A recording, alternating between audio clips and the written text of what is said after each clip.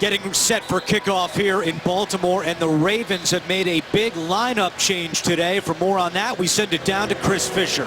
Thanks, Andrew. Looking to boost their 26th ranked rushing attack, John Harbaugh has elected to start Terrence West for the first time at running back this season.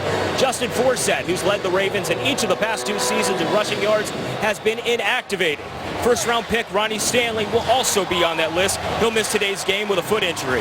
And on the other side of the ball, outside linebacker Elvis Dumervil will see his first game action of the season, returning from off-season foot surgery. And Dumervil will see the field soon because Baltimore won the toss and they have elected to defer, so the Raiders will get the football first. Steve Tasker mentioned it. Justin Tucker this week named the Special Teams Player of the Month for September in the AFC. 9 for 9 on field goals so far this year, including the game-winning 54-yarder last week against the Jacksonville Jaguars. It was a treat in pregame as we watched both these kickers warm up. We got Sebastian Janikowski with his leg and Justin Tucker with his leg. Tucker was hitting from 65 yards both directions. It's going to be a treat if this game goes very close late in the game. A short kick. Jalen Richard comes up to make the catch. And Richard up across the 25-yard line and brought down at the 29-yard line. So that'll bring out Derek Carr. 5 touchdowns, 1 interception so far this season for the third-year man out of Fresno State. And he has been hot on the road. He's won 4 of his last 5 road starts. And this is going to be a game. Both these teams pride themselves on their physicality. Jack Del Rio spoke to us yesterday. There is going to be a physical confrontation that takes place tomorrow. Latavius Murray on first down, and the Ravens ready to stop the run. A gain of 1 on that play for Latavius Murray. Zachary Orr leading the charge. So we'll take a look at the Raiders' offensive line. Kelechi Osemele making his return to Baltimore. Played his first 4 years with the Ravens. And you just saw Latavius Murray. 3 rushing touchdowns this season for Murray. You know, and he's going to be featured a lot more today. Jack Del Rio and Bill Musgrave said they really believe they match up well against this Ravens defense that's been pretty stout all year against the run.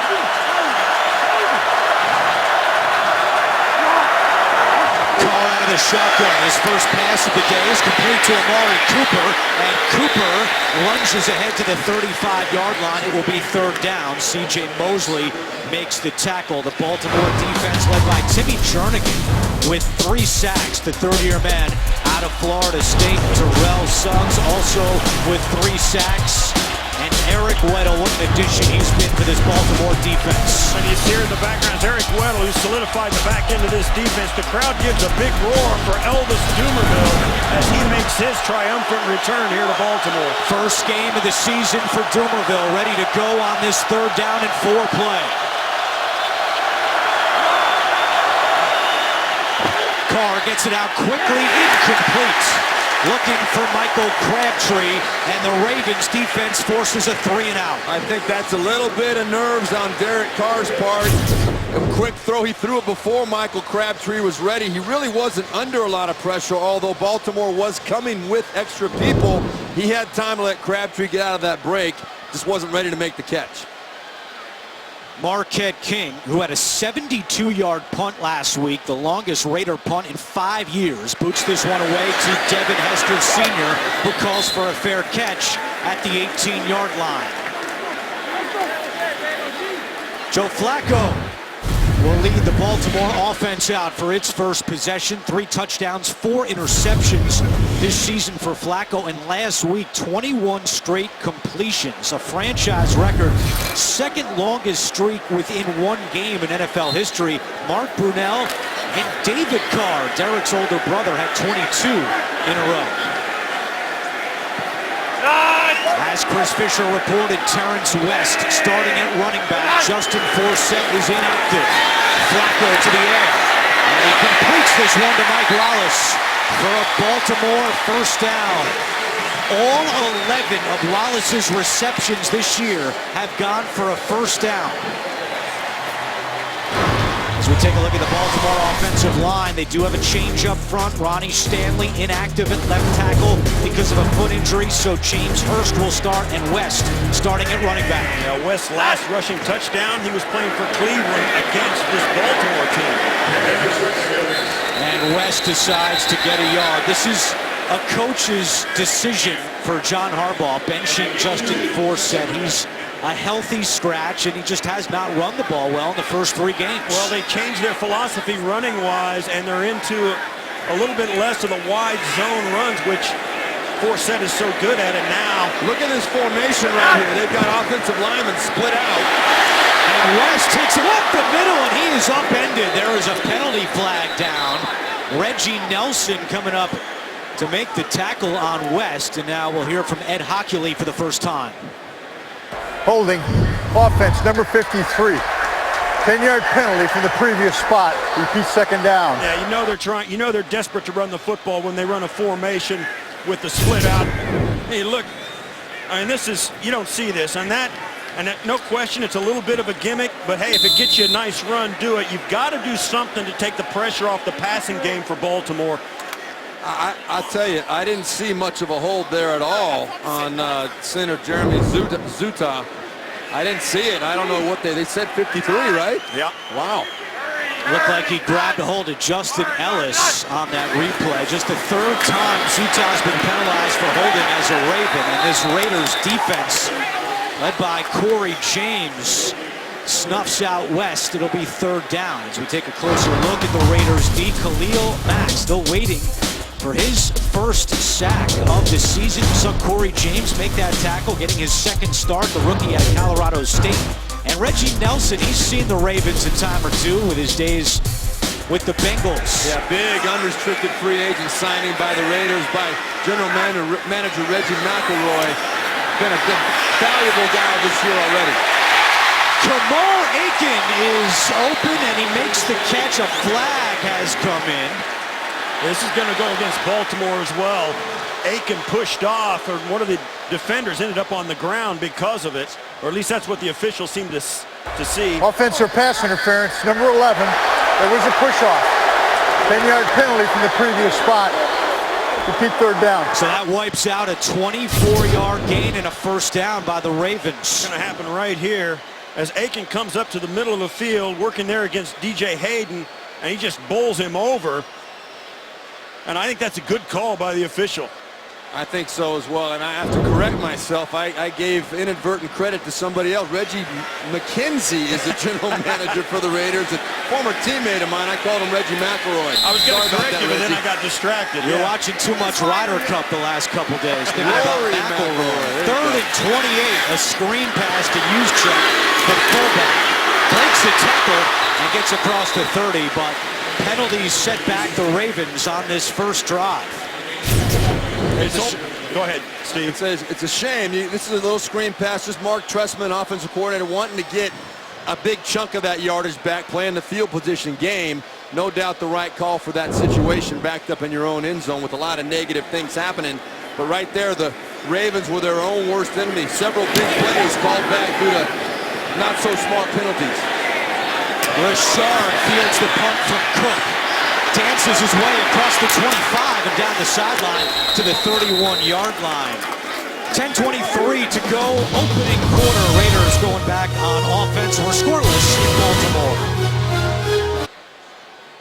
Be the first to know your team's news with the CBS Sports app. Get instant updates, expert analysis, highlights, and more. Download the CBS Sports app today. Raiders went 3 and out on their first drive. Derek Carr and the Raiders offense back out on the field. They'll have it 1st and 10 from the 31. Latavius Murray in at running back on 1st down. Carr to Cooper, makes the catch, and he is dragged down by Sharice Wright. Good tackle by the 60-year corner out of USC. One of the fun things about our job is we get to speak to both coaching staffs and players at length before the game, and it was fun for us to hear the Raiders say, listen, we think our offensive line matches up with these guys. We can run the football on them. And then to hear the Ravens talk about their defense, say, we think they think they can run on us. We don't think they're going to be able to. And then to hear these guys talk the same about each other, they study each other at length. It's going to be fun to watch this running game. It's Murray on 2nd and 7, and again, Zachary Orr, who leads the team in tackles, brings down Murray. It will be 3rd down for the Raiders. Zachary Orr, quite a story so far. The undrafted man out of North Texas. Only first-year starter on the Ravens defense.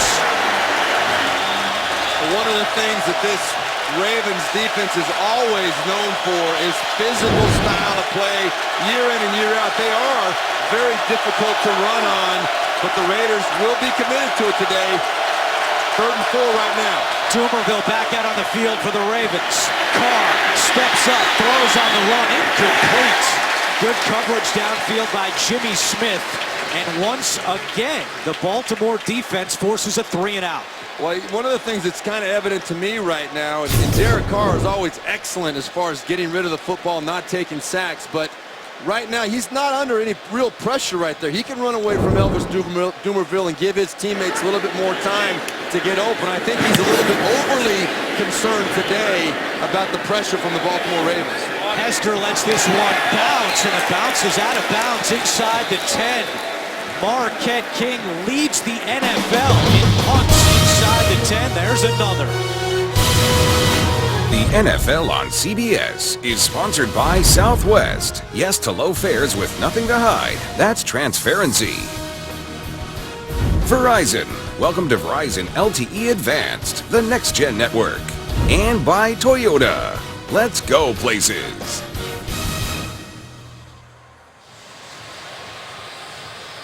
Back in Baltimore, and how about Marquette King, the Raiders punter, after that 55-yard boot at midfield, the Ray Lewis dance. On the Raven at midfield. Having a little fun with it. He backs up Baltimore to start this drive at the 7-yard line. Flacco to the air. Has plenty of time. Now scrambles. A flag comes in from the secondary, and Flacco takes a hit from Darius Latham. And we'll see what the penalty is. This is going to go against Sean Smith of the Raiders. The question was that I think I call it illegal contact, but was Flacco out of the pocket at the time? That's the question. It was close. It was very close. And that's going to be the judgment of Ed Hockley. Holding defense number 21 before the pass was thrown. 5-yard penalty, automatic 1st down. It is on Sean Smith, who had his first interception of the season last week in Tennessee. And you can bet Sean Smith is going to get a lot of attention from this Raven passing attack. Mike Wallace coming out and tries to get by him. Yeah, and that... Yeah, it was early. It was early in the route. Yeah, he's wide open, too. First penalty against the Raiders gives Baltimore a bit of breathing room. On 1st and 10, Flacco back to the air. Quick slant caught by Wallace. He picks up 8 yards. Well, the Ravens have been going no huddle so far today, trying to get a little tempo on the Raiders. Right here, a good quick decision. Nice throw by Joe Flacco. One thing we haven't seen, and the Ravens try to do this early in every game, is establish Steve Smith Sr. As we see right there, jumping off sides, the left guard, Brian Jensen for the Baltimore Ravens. Ball started offense, number 66. 5-yard penalty, it's 2nd down. Let's go back to New York and update with JB and Bart Scott. A sustained drive by Buffalo. Tyrod Taylor's going to find Shady McCoy for the 7-yard score. Buffalo up 7-0 in the 1st quarter. 12 plays, 65-yard drive. Back to Andrew Catalan. All right, JB, thank you. The Ravens came in with the 3rd fewest penalty yards in the NFL, but so far in this opening quarter, 3 penalties for 25 yards. Flacco gets rid of it to Pitta, and not much doing on that play as the rookie Carl Joseph comes up to make the tackle. Yeah, and it's obvious early in the early going. David Amerson is going to sit on Steve Smith Sr. and make sure he doesn't hurt this Raider defense, and they're going to leave Sean Smith and that guy Carl Joseph for everybody else. 3rd down and 4 with 7:40 to go in the opening quarter. Flacco, and that pass is caught by Aiken, and he is taken down short of a 1st down. DJ Hayden on the coverage for the Raiders. One of the things that was killing the Raiders the first 2 weeks of the season was mental assignments. Jack Del Rio calling it what did he call violations. it? Eye violations. But right now the Raiders look very, very disciplined. There are not a lot of holes in the defense. They're letting the pass completions take place up underneath them and then coming up and making a tackle. Very disciplined so far today, although helped significantly by the penalties against the Ravens. Sam Cook's first punt went 56 yards. Here's his second punt, another good one to Richard. Drives him back to the 20. And Richard is tackled at the 24-yard line. The rookie Chris Moore makes the tackle after a 59-yard punt from Sam Cook. Thursday, your weekend starts here when the Cardinals tackle the Niners. It's Thursday Night Football on CBS, NFL Network, and Twitter. Third possession for the Raiders. Their first 2 drives, 3 and outs, only 12 yards of offense so far. DeAndre Washington now at running back and movement on the right side of the line. This is a false start against the Raiders. False start, offense, number 86. 5-yard penalty, it's first down. On the tight end, Lee Smith. We met with Raiders offensive coordinator Bill Musgrave each of the last 2 weeks, and his message to his team, we want to start fast. We want to give our defense the opportunity to play with a lead. We think that would help our defense, which really struggled the first 2 games. Well, last week, they did get out to a big lead against Tennessee. Defense played well. Musgrave telling us yesterday, imperative to get off to another fast start. They have not done that in their first 2 drives. It's Richard at running back now on 1st and 15. Carr to Seth Roberts. A flag is down. Roberts is tackled at the 25-yard line. Well, they're going to call Amari Cooper for some kind of a hold or illegal block on the outside, I believe. I don't know if I agree with that. It was a screen pass. Right at the line of scrimmage.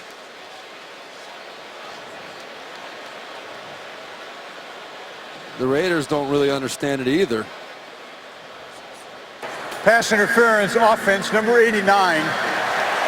Was blocking downfield before the pass was touched. 10-yard penalty.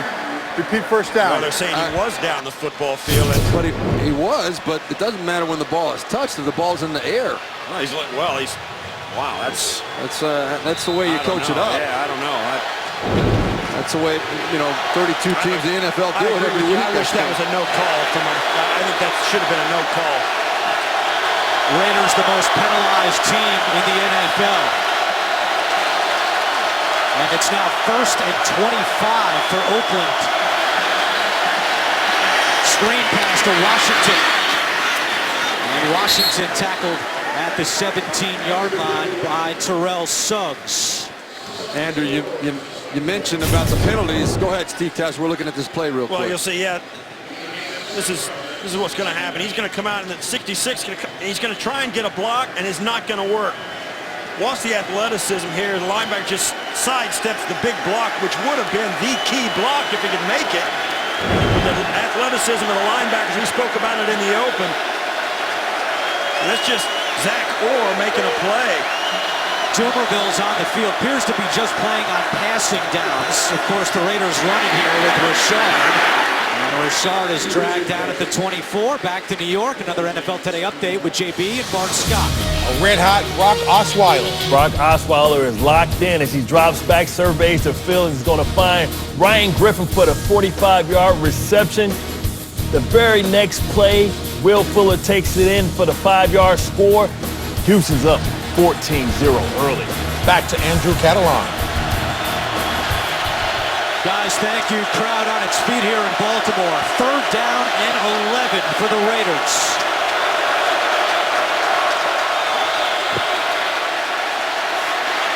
Carr steps up and fires complete for a first down. There is a penalty flag back at the line of scrimmage. Amari Cooper on the catch. Will it stand? Wow, they can't, if this stands, this is a 1st and 25, and the Raiders pick it up on the 3 downs. That's impressive, but we'll see what the penalty is. Before the pass was thrown, holding defense number 54. That penalty is declined. The play results in a first down. Well, you know you've arrived when the other team, we spoke to Terrell Suggs on Friday, and he acknowledged that Derek Carr is going to have some success against us. That's how good they are. The Ravens know how good this offense is. And if you look at the other end, once again, Zach Orr in the middle of it, just right before. Just getting, we got there a little late, but that's the penalty. That's impressive on a 1st and 25. First down today for Oakland. Latavius Murray to the 40-yard line. Picks up 3 yards. You know what else was impressive on that last play? 3rd and long. Baltimore came with 6 guys, came with pressure, and no one got near Derek Carr. Bill Musgrave told us he likes to try and crack the code of defensive coordinators. That's the term he used. Dean Pease, the coordinator for the Baltimore Ravens, Bill Musgrave said he is a very, very tough code to crack, but they feel good about what to expect in those situations.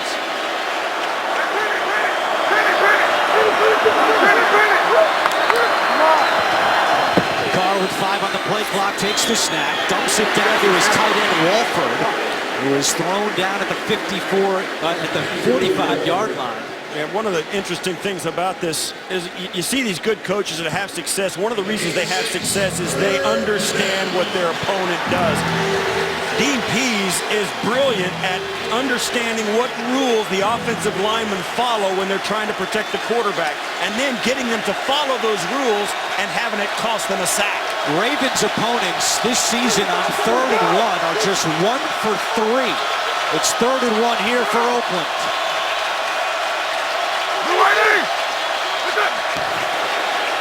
Olawale up the middle, and the Ravens defense again with a 3rd and 1 stop. That is an impressive total for Baltimore. Opponents now 1 for 4 on 3rd and 1. And that is not luck. That is knowing how to play in a situational football. When you're talking 3rd and 1, it comes to who owns, who dominates that line of scrimmage. The Ravens very, very, very successful every single time. Yeah, Michael Pierce and Brandon Williams got off on the snap. Derek Carr just couldn't use the snap count to give him an edge. Pierce and Williams were in the backfield and got penetration right, and it's like they knew the snap count, and I think that's what Derek Carr has to do next time they get into a 3rd and short, is play with the snap count a little more. You can't let them get that big a jump. Jack Del Rio sends out his punt team on 4th and 1 with 2:50 to go in the opening quarter. Hester back deep. Marquette King trying to put Baltimore backed up once again, and another beauty inside the 10 by King. Marquette King, his 2nd punt today, downed inside the 10. The NFL on CBS is sponsored by Geico. 15 minutes could save you 15% or more on car insurance. And by Bud Light. Beer with your team on it.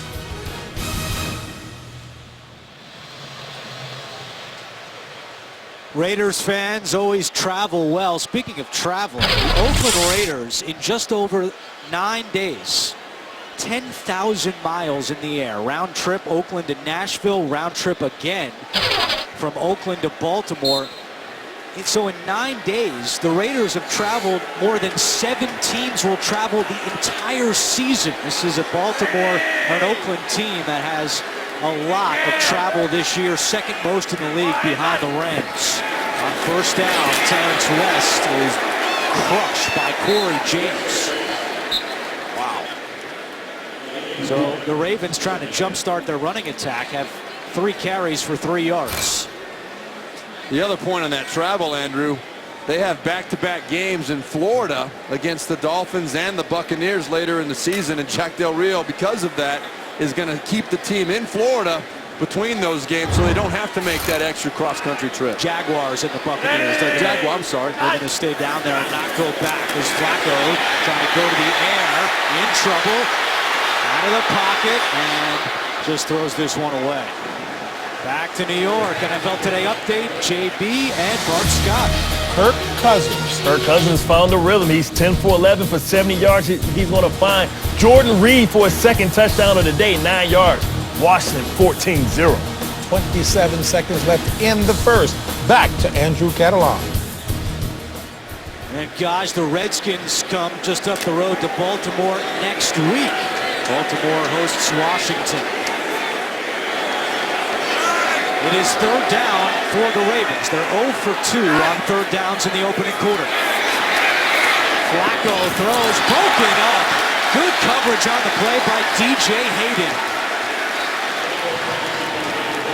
Yeah, this pass defense for the Raiders has really stepped up in the last couple of weeks. They got a lot better when they inserted Carl Joseph in. And one of the reasons is not that he's covering guys, but they're getting lined up and actually everybody's covering somebody, because in the first 2 weeks against the Saints and the Falcons, they had opponents' receivers running wide open with drop coverages everywhere. It was a real problem. They seem to have shored up. From his own end zone. And Richard fields it at the 46, gets away from Aiken. Richard into Baltimore territory, is still going at the 30. Cuts it back at the 25. Richard trying to beat Cook to the end zone, and Cook makes the tackle. A 47-yard return by Jalen Richard on a punt that was partially deflected by the Raiders special teams unit. Well, you make that first guy miss as a punt return, the rest is just picking your spot. And what a great, great run by Richard. And Cook does a nice job of what he's supposed to do. He's the last line of defense, and that's all you can do as a punter. It's not his fault. This is a bunch of guys that took themselves out of the play as they got on different levels in coverage. I didn't think Cook was going to be able to get him. 47-yard punt, 47-yard return. First and goal for Oakland. Carr rolling right. Throwing end zone. Diving catch caught. Touchdown, Seth Roberts.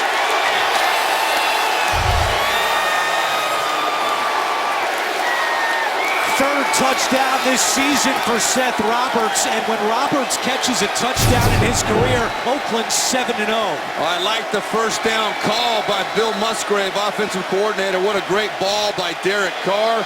This is the Raiders team that is now 8 for 9 coming away from the red zone with touchdowns. That is top 2 in the league, maybe number 1 now, depending on how it all plays out. Indianapolis was number 1 coming into this week, but 8 out of 9 touchdowns in the red zone. That is impressive. Roberts caught the game-winning touchdown last year in Week 2 against Baltimore. The Raiders now 24 straight red zone scores, including field goals. It's the longest active streak, and Janikowski with the extra points. Carr, touchdown pass number 6 on the season, 7-0 Raiders. On Monday, the Ravens hosted their first Play 60 festival of the season. Over 300 children from various Baltimore after-school programs were led through football drills and other activities. In 2015, the Ravens Play 60 initiatives impacted more than 14,000 youth throughout Greater Baltimore. NFL Play 60, the NFL's movement for a more active generation, encourages fans to get moving and play for 60 minutes every day. Learn how you can join the NFL Play 60 movement at NFL.com/Play60. Raiders jump out to a 7-0 lead on the touchdown catch from Seth Roberts, the 8th of his career. And Janikowski will kick it away. Devin Hester Sr. back deep for Baltimore.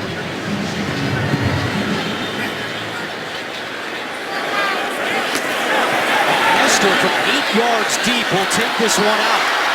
And Hester still going. Devin Hester at the 40. Janikowski makes sure he goes out of bounds. Well, with the new rule, we haven't seen a lot of returners taking it out that deep in the end zone, but Hester is a different story. Well, the reason he's here is this ability right here to pick his spot, run through the traffic.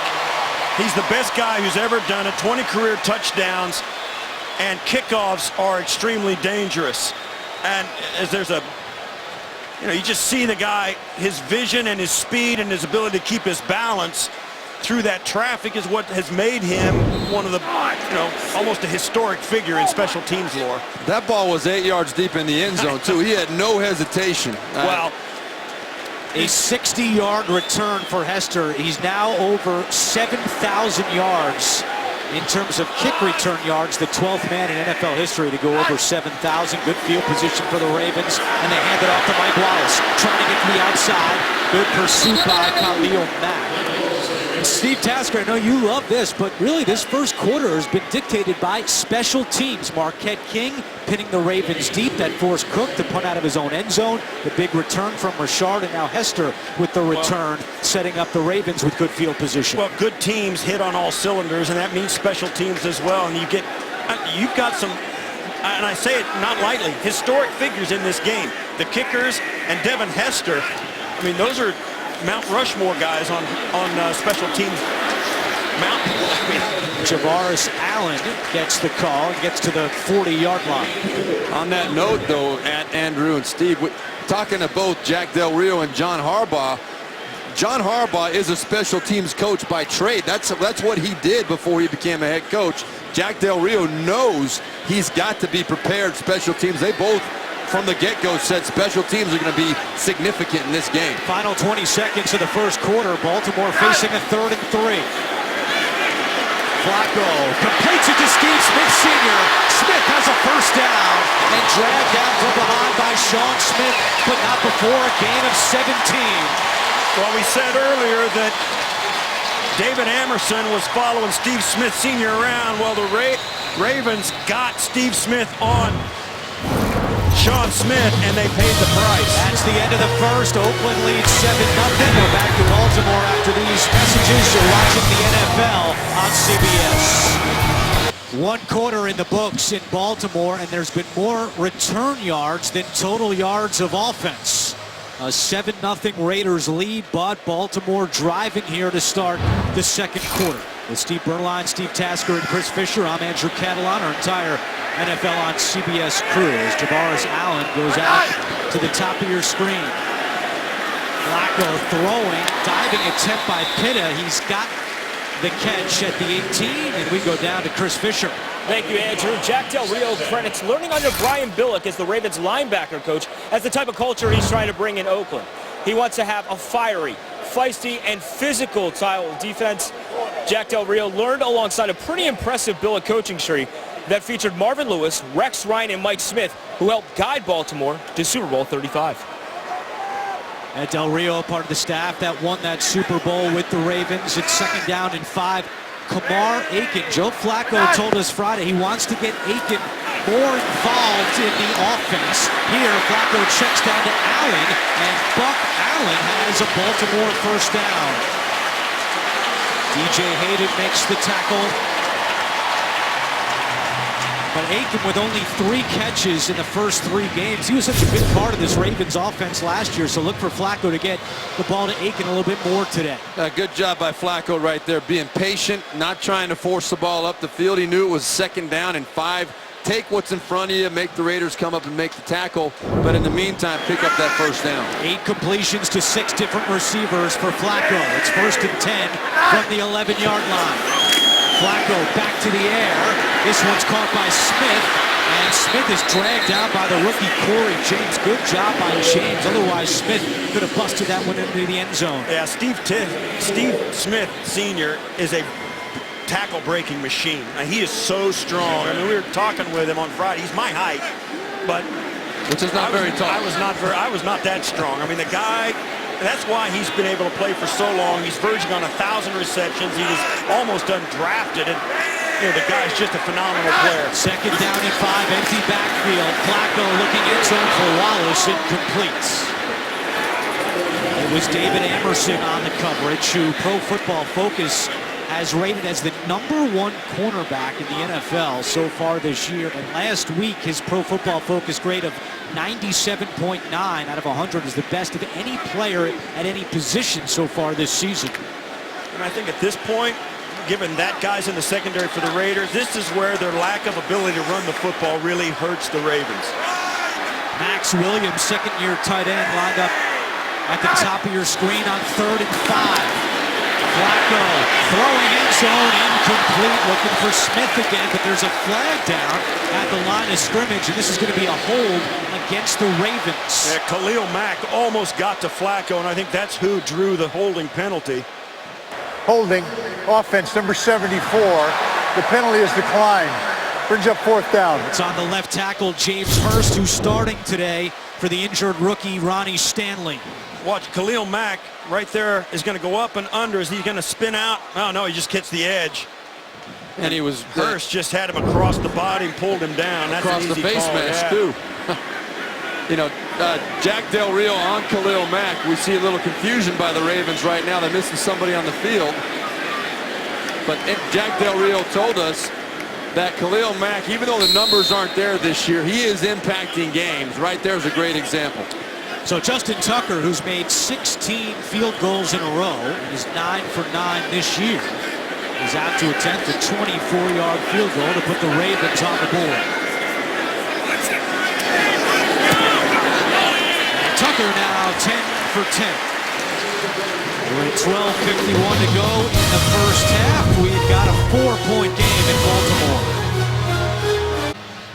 With NFL Game Pass, watch the games you missed with condensed games in 45 minutes or the full broadcast version. Start a free trial today at NFL.com/Game Pass. So the Baltimore Ravens still struggling to punch the ball in the end zone. They have just 4 touchdowns this season, and 25% of their drives end with a field goal. That's the second highest in the NFL behind the Washington Redskins. Richard on the kick return. Already has a big punt return. He is crunched at the 18-yard line. We go back to New York, JB and Bart Scott. Cleveland ground attack. Don't let the record fool you. This Cleveland Browns team has a lot of fight in them, and Isaiah Crowell's going to fight in for 2 yards out to narrow the gap. Washington leads 14-7. Andrew, Steve, and Chris. Full house here. Thank you, JB. Here's Ed Hockley. After the play was over, a personal foul. Unnecessary roughness by Baltimore, number 87. 15 yards, first down. It's on the tight end, Max Williams. See there, gets up with Darren Bates. And that's a little bit of a flop, no question. Yeah, but yeah. hey, all's fair. He did it. 4 penalties for 40 yards against Baltimore in the first half. The longest Raider play from scrimmage so far is 13 yards. Let's see what they do here. And look at Latavius Murray. Looks like a CFL game with where he's lined up. Carr with a flag down, incomplete, looking for Latavius Murray. Yeah, this is going to be a hold. Now, this play was doomed from the start. Carr checked out of this after he'd sent Latavius Murray over to Washington, D.C. Offense number 74. 10-yard penalty, repeat first down. It's on the rookie right tackle, Vidal Alexander. This is the chess game that goes on in the NFL, though. You're going to see the hold here. Watch Vidal Alexander, number 74, on the right of your screen. But the chess match, before that play, Eric Weddle was up at the line of scrimmage. He was coming on a blitz. Derek Carr changed the play to a good play against that look. And then Eric Weddle checked out of it, and they got the Raiders in a bad play. DeAndre Washington, the running back next to Carr. Takes the handoff up the middle and tackled at the 25-yard line by C.J. Mosley. Well, that's the early going here in the second quarter where both these teams knew the run game for the Raiders was going to be the point of contention. The Ravens are getting the better of it. Raiders have just 14 yards rushing. The Ravens with 10 yards rushing.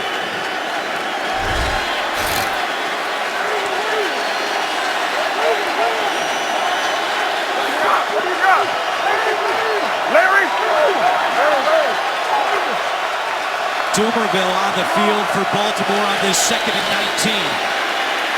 Carr to DeAndre Washington. And he's wrapped up by Zachary Orr. Eric Weddle had something really interesting to say about Derek Carr. He said it can be so frustrating because he takes what the defense gives him. Weddle said that any quarterback in the NFL can find their first option but what do they do when that first option's not there? Carr is really starting to establish himself as a great decision maker in just his third year. Let's see what he decides to do here on 3rd and 19. I think it's going to be pretty conservative by offensive coordinator Bill Musgrave here. Carr gets rid of it, and it's incomplete. Off the hands of Jalen Richard, and out comes Marquette King. Now you wonder why Jalen Richard can back up and catch a punt coming out of the end. He can't catch a pass that's right on his face mask. And this is something that plagues the Raiders a little bit. Plagued them last week in the Tennessee game, but that's a pass you got to catch. I'm not saying it would have been a first down, but every little bit helps. John Harbaugh told us in our meeting, every single yard is worth fighting for. Hester from the 18. Jumps over a defender out of bounds at the 27-yard line with 11:01 to go in the first half. Raiders lead 7-3. The NFL on CBS is sponsored by Dodge. Domestic, not domesticated. State Farm. Talk to an agent today at 800-STATE-FARM. And by McDonald's. I'm loving it.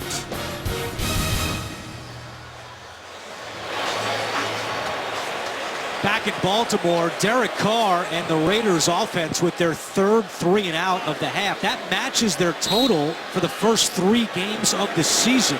Oakland with just 56 yards of offense so far in this game. Baltimore with first down and 10. The handoff to Terrence West, and he's got some room on the right side. Terrence West finally dragged down at the 47 after a gain of 20. Well blocked up front, right off the right side. It's going to come right through here. That's a great job up front by the offensive line. Rick Wagner, the right tackle, accepting the rush and pushing it high and outside, so West had a nice lane to run and bounce it out. Longest play by either team today. And Flacco goes right back to West, who turns those legs close to midfield. This is the first game that West has started since the season finale of the 2014 season when he played against the Ravens. He was a member of the Cleveland Browns at that time. 5 carries, 26 yards for Terrence West. Again, if you're just joining us, Justin Forsett inactive today. A healthy scratch by John Harbaugh as he tries to jumpstart this rushing offense that is 26th in the NFL. There is Forsett watching from the sideline. Flacco put pass to Aiken. And Aiken cannot get away from Corey James. The 6th round pick out of Colorado State continues to impress for Jack Del Rio's defense. You're going to see Corey James right at the right-hand side of your screen. Just beats the blockers out there. Number 71, Ricky Wagner, the right tackle for Baltimore, was assigned to get that block, but Corey James sniffed it out, and his athletic ability to get there, close that gap, pretty impressive. Puts Baltimore in a 3rd and long. It's 3rd down and 9. Flacco, incomplete. Fans looking for a flag, and they get it. It looked like Malcolm Smith may have held Dennis Pitta over the middle. And Malcolm Smith coming over from Seattle. He started some of the time in Seattle. He's a full-time starter here Pass in Oakland. interference, defense, number 53. The ball is placed at the spot of the foul. Automatic first down. And that's a crusher of a penalty for the Raiders defense. You get him in with 3rd and 10. Right there. Whoop, back behind it. And that's, at the end, it was fine.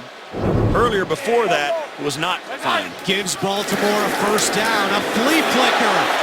Flacco trying to go deep instead, underneath to Smith, and it's incomplete. And Flacco took a huge hit right on that play from Khalil Mack. Very fortunate not to be hurt. Watch right here at the top of the screen. Khalil Mack comes in, and he gets around the edge, comes up inside, and the hit he puts on Flacco right there with a full head of steam. Your big quarterback, he's big and strong, but he can't take many hits like that. And he felt the pressure as well. That's why he didn't step into that throw.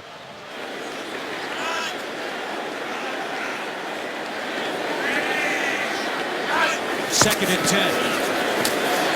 Flacco to the rookie Chris Moore. And we go back to New York and NFL Today update. JP and Mark Scott. Terrell Pryor says, just play me. In the words of Clubber Lane, Cleveland's got a lot of more fight, that is, as Cody Kessler finds Terrell Pryor for the 9-yard score. Cleveland 14 unanswered, all knotted up. Back to Andrew Catalon. All right, a good one. Not too far away from here in Baltimore as we have 8:30 to go in the first half. It's 3rd and 4 for the Ravens. They're 1 for 5 on 3rd downs today. And Javaris Allen cannot bring that in, but a penalty flag is down close to midfield. The Ravens cannot block Khalil Mack. That's what's going on right now. He got held. Holding. Offense number 74. 10-yard penalty. Repeat 3rd down. They're going to take the penalty because that'd be within the very edge of Justin Tucker's range. Another one on James Hurst. Right there, he ends up just beating James Hurst. He goes outside and then uses that swim move and comes back underneath. And Hurst is just overmatched right now. He is having a big problem. You even had help inside from Ryan Jensen, but Khalil Mack strong enough to rip right through it. The Raiders accept the penalty, making it 3rd down and 14.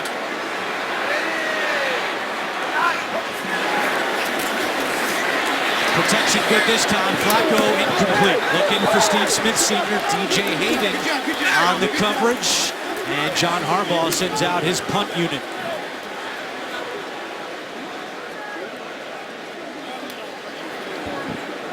Once again, I mean, I get back to it. They had one good run on that drive. They couldn't muster another one. I think, you know, Baltimore's got to stay committed to it, particularly in a tight ball game like this. You're down 7 points. You got to stay with the run game. They just get away from it, I think. TJ Carey, the return man for the Raiders, lets it bounce and it goes into the end zone. Aiken was down there, but could not down it. 8:09 to go. Second quarter, Oakland on top, 7-3. 4 continues later today on Fox, and then tonight with Sunday Night Football on NBC. And tune in tomorrow for Monday Night Football on ESPN. 8:09 to go first half. Raiders lead the Ravens 7-3. Yeah, you see there, Elvis Dumerville and Terrell Suggs on the sidelines to start this drive. Ravens rotate their linebackers. Terrell Suggs told us Friday it's really helped him stay fresh for late in games as Murray gets the call on 1st down. Well, how about Derek Carr? His 35 games in the books now. And as we look at his comparison with his older brother, David Carr, they both have the same record through 35 career games, 12 and 23. But look at the sacks. David Carr was sacked 50 more times than Derek in his first 35 games. We told that stat to Derek, and he said, oh, man, poor guy, as he completes this one to Lee Smith. And Jimmy Smith on the tackle. Smith slow to get up. Smith, that could have been bad. He hit. Yeah, it's not good. He never saw that coming. Never saw it coming. He's going to try and make it off under his own power, but that was... How about Derek Carr helping carry him off? What a teammate Derek Carr is. You don't see a lot of quarterbacks do that. Well, even Eric Weddle talked about Derek Carr and his leadership and the kind of person he is on and off the football field. This is not pretty. It's just both knees could have had problems. Both, the right one landed funny. Well, Jimmy Smith, I mean, Lee Smith is a big dude. I mean, he's 6'5", 250. And Jimmy Smith, you got to take those guys on somehow, but yeah, that's an unfortunate. That's an unfortunate play. It's not. I don't think it wasn't dirty or cheap or by any stretch of the imagination. It's just unfortunate. 3rd down and 5. Carr throws, caught by Crabtree. Michael Crabtree picks up 16 and gives the Raiders a 1st down. A lot of pressure up front here. You got Eric Weddle sitting right here in the middle, but they're coming with 6 guys. And again, the Raiders offensive line does a nice job of giving Derek Carr a pocket to throw that ball. And the Raiders go huddle, handing it off to Latavius Murray, who gets to the 45-yard line. 16 of Crabtree's 20 catches this year have gone for a first down. Yeah, this is where Bill Musgrave, offensive coordinator of the Raiders, is doing something, going no huddle, and is keeping the run game involved. Brilliant move, I think.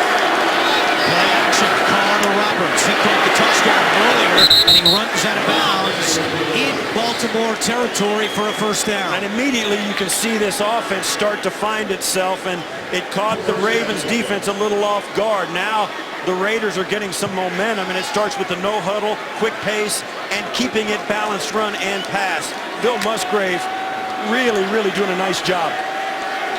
Carr is 3 for 3 on this drive as we approach 6 minutes to go in the first half.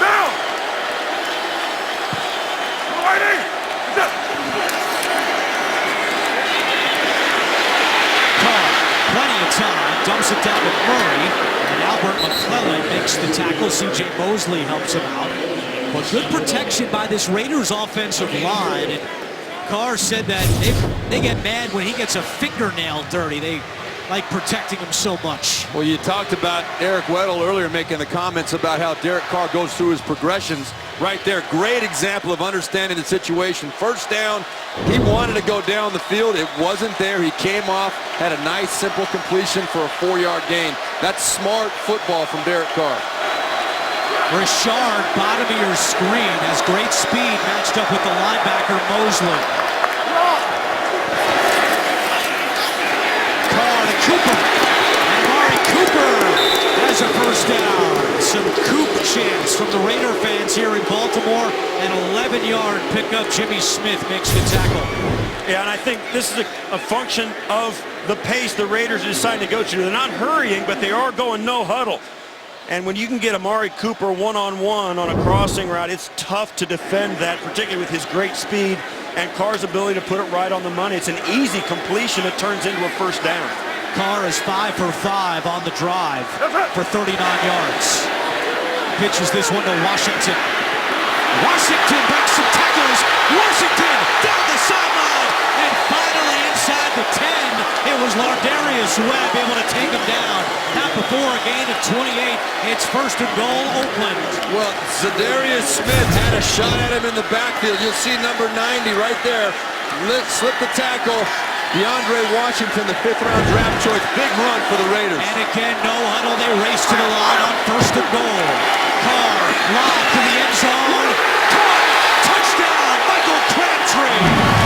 What a drive by the Oakland Raiders. That is a great throw by Derek Carr. Great play call, great drive, great throw. Michael Crabtree and Derek Carr on the same page. You saw the cornerback right there sitting on the outside. It was a very difficult, in my opinion, a very difficult decision to throw that ball because the corner had position, but Derek Carr knew Michael Crabtree would win to that back pylon. That was Sharice Wright, the corner. Second touchdown of the season for Crabtree, second of the game for Derek Carr. And here's Janikowski for the extra point. On that drive, Derek Carr 6 for 6 for 44 yards. They ran some no huddle, gave the Ravens a lot of trouble. Crabtree gives Oakland a 14-3 lead. Overcast day in Baltimore, and the Raiders so far in control of this one, leading at 14-3 after a 9-play, 80-yard drive. You see the numbers from Carr on that drive, 6 of 6 for 44 yards. Carr in this game is 13 out of 16. And now Janikowski will kick it away to Hester with 4:09 to go in the first half. Hester will return this one. Hardy has a 60-yard return, not this time. Good coverage downfield as we go back to that last drive by the Raiders. It was a thing of beauty if you're a Raiders fan. Right there, Derek Carr standing in the pocket, making a nice throw to Crabtree. Then DeAndre Washington taking the long run down the sideline, punctuated by the touchdown pass over the top to Michael Crabtree. That tempo, the Raiders, you talked about it, Steve Tasker. There were no huddle. They were dictating to the Baltimore Ravens defense and really got some rhythm going on that drive. first 5 drives, Raiders had 56 yards. That drive went for 80. Now it's Flacco's turn on 1st and 10. Pressure coming, and he gets rid of it. It was Bruce Irvin. And if Flacco didn't throw that one, Irvin would have sent him to the turf. Let's go down to Chris Fisher.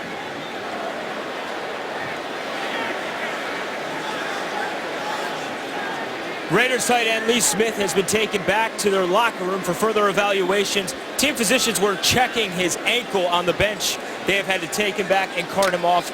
His return is questionable with a right ankle injury. And Chris, the Raiders this season have only dressed 2 tight ends, but for this game they did dress a 3rd tight end in Michael Rivera. First time this year Rivera's been active, so fortunate for Jack Del Rio. As Oakland has called timeout. That's their first of the half with 4:02 to go in the 2nd quarter. Tomorrow on CBS, the Geniuses are back. Don't miss the 2-hour season premiere of the hit drama Scorpion. Tomorrow at 9, 8 Central, only CBS. All right, guys, Ravens have only had 4 touchdowns this whole season. Again, their offense is held in check. What does Baltimore need to do to jumpstart this offense? Well, this offense has struggled, as you said, Andrew, not only scoring touchdowns, just in general, finding the rhythm. And you could sense the frustration in Joe Flacco when we talked to him on Friday. But they believe they're a good offense. They believe they're going to get it going. Right now would be a good time to get it started. They just have not found any rhythm yet. Flacco, that pass caught by Smith. And Steve Smith Sr. is tripped up close to the 20-yard line. Malcolm Smith helps make the tackle. You can say what you want about this offense, but Joe Flacco is, you can say, what, top flight quarterback, elite quarterback, Super Bowl winning quarterback, certainly, but they've got to give him some help. Right now, he drops back far too much. He throws the football far too much. His weapons outside that just don't give their offense enough flexibility. And without a running game, they're going to continue to have to throw the football more than they should. And this defense, because of that, can say that they're predictable. Ravens 1 for 6 on 3rd downs. Flacco off his back foot down the sideline, broken up. Sean Smith on the coverage for the Raiders. And what happens also, Steve, Tasker, Andrew, that when a team knows you're one-dimensional, you're throwing the football, your quarterback takes a beating, as Joe Flacco did on this play as well. A nice play by Sean Smith going up for that ball, but Joe Flacco pressure immediately in his face, and he's getting taken down on almost every play. That was Bruce Irvin on that one. TJ Carey from his own 24-yard line. Carey ahead of steam across the 40 and to the 43 with 3:05 to go in the 2nd quarter. Coming up on the Verizon Halftime Report, join JB, Tony, Bart, Boomer, and Coach Cower for all the latest NFL scores and highlights, as well as a preview of Thursday Night Football on CBS, the NFL Network. It's all coming up on the Verizon Halftime Report. You talk about being one-dimensional, Steve Tasker, for the Ravens offensively. Joe Flacco has thrown 20 passes in this first half. They've only run the ball 7 times, including one by Mike Wallace. Raiders get the ball back. They have 2 timeouts and a good field position to start this drive. Carr, quick pass to Crabtree, taken down from behind by Lardarius Webb. That's the 3rd catch for Crabtree. He has at least 3 catches in 21 consecutive games. Yeah, now the Raiders, for whatever reason, they kind of go into a muddle huddle, where they do huddle up, and they take the pace that they had on that last drive off the table, huddle up, and settle in for a little bit of a 4-minute type offense. Now! Washington at running back. Trying the right side, nowhere to go. Timmy Jernigan. Good job of containing the running back, Washington. And Brent Urban comes over to make the tackle as we approach the 2-minute warning. Well, it seems as though the Raiders are perfectly content to let the 2-minute warning arrive. It will be 3rd down when we come back. 2-minute warning, first half in Baltimore. Raiders lead 14-3. Joe Flacco hoping to get the ball back on offense before halftime. He needs his defense to come up with a stop. Elvis Dumerville, playing in his first game of the year after off-season foot surgery, is on the field for this 3rd down and 6.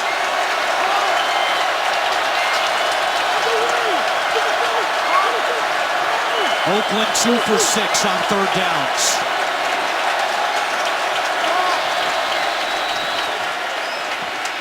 Carr, good protection. Now steps up, he's going to run it himself, dives head first, and a penalty flag comes in from behind the play. And this is going to be a hold against the Raiders. Terrell Suggs was held by Donald Penn.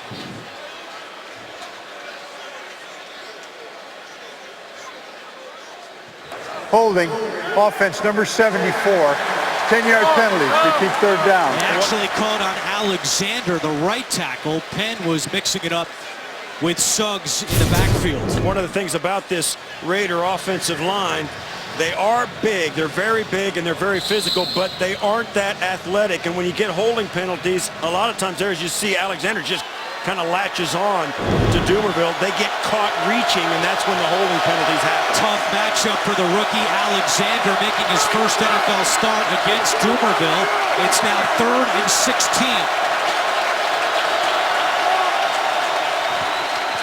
They hand it off to Rashard. Has a little bit of room up the middle, and then Eric Weddle comes up and drags him down.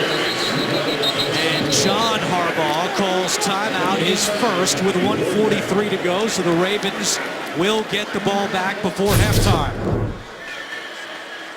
Well, there's no secret here. The Raiders just want to get a big chunk of it back, force the Ravens to use that timeout as John Harbaugh just did. There's no way they thought they were going to get a 1st down with a running play there. But that's the design of the play and the strategy involved here in the last 2 minutes. Force them to use a timeout and then punt the football deep. I want to go back to the previous play, the 3rd down run by Derek Carr. And this is not something Jack Del Rio wants to see. His starting quarterback, the guy he's counting on to be there for 16 games, diving head first for a 1st down. I know people respect it, teammates respect it, but you got to know the situation. You know, I don't mind fighting for the extra yards, but you don't want to take that kind of a hit at the end of a play. Yeah, I get that, Steve Berline, but I think, hey, in that situation, that's exactly the spot you want him to try and get that 1st down. At the end of the half, give yourself a chance to maybe really put this game on ice here even late in the 1st half by going up more. But that's the kind, I get what you're saying, but he did the right thing, I think, in that situation. You've got to get that 1st down. I've been in a lot of quarterback rooms, and I know what Bill Musgrave is going to tell them when they're looking at that film. Hey, we love the effort, we love the passion, don't take that hit. Marquette King averaging 51 yards per punt in the 1st half. A high punt here. Hester calls for a fair catch at the 11. So the Ravens will get the ball back with 2 timeouts and 1:47 on the clock. Don't forget, coming up on the Verizon halftime report, JB, Tony, Bart, Boomer, and Coach Bill Cowher of all the latest NFL scores and highlights, as well as a preview of Thursday Night Football on CBS and the NFL Network. It's all coming up on the Verizon halftime report. As you look at the possession chart for the Ravens, not pretty. 5 punts and a field goal. Let's see what they can do here. And that one is incomplete. It was in Perriman's hands, and then Sean Smith helped knock it out. You know, we talked about the number of passes the Ravens team is throwing. Right now, already 21 passes for Joe Flacco. He's gone this 18 consecutive games with at least 30 passes. That's the longest streak in the NFL, and one that Joe Flacco would love to end very quickly if he could find a way. Doesn't look that way with 21 already. Back to the air, caught by Steve Smith Sr. trying to get out of bounds. He can't. And the clock continues to tick. This is a situation where the Raiders could use a timeout. John Harbaugh's got his hands in his pocket. He's not going to call a timeout now. And that's the right move. Now, Jack Del Rio may do it. He does not. 3rd and 7. That one's caught by Perriman, and he's got a Baltimore 1st down. Yeah, now John Harbaugh's back in the mix. He calls a quick timeout after the 1st down.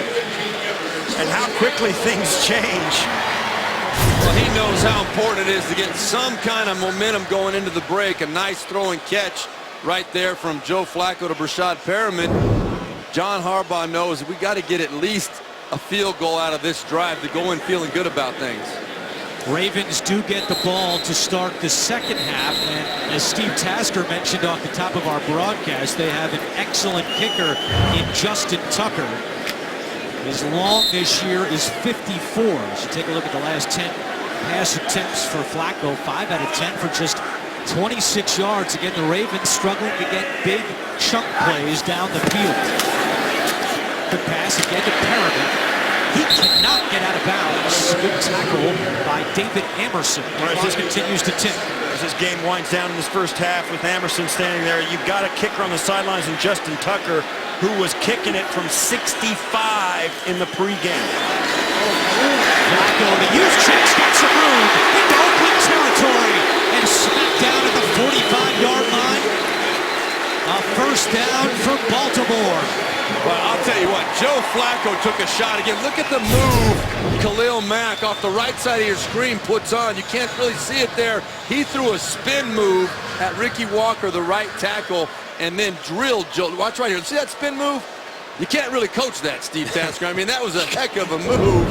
Joe Flacco's getting sick of seeing number 52. Yeah, guys like you and me can't even dream of that move, let alone draw it up. That's why the guy had 15 sacks last year, and that's why teams have spent a lot of time making sure he's not able to be one-on-one with anybody. And that's why Joe Flacco is an elite quarterback, too. He stood in there and delivered a strike under that kind of pressure. Baltimore called its final timeout, so no timeouts left for the Ravens. They have it 1st and 10 with 37 seconds to go.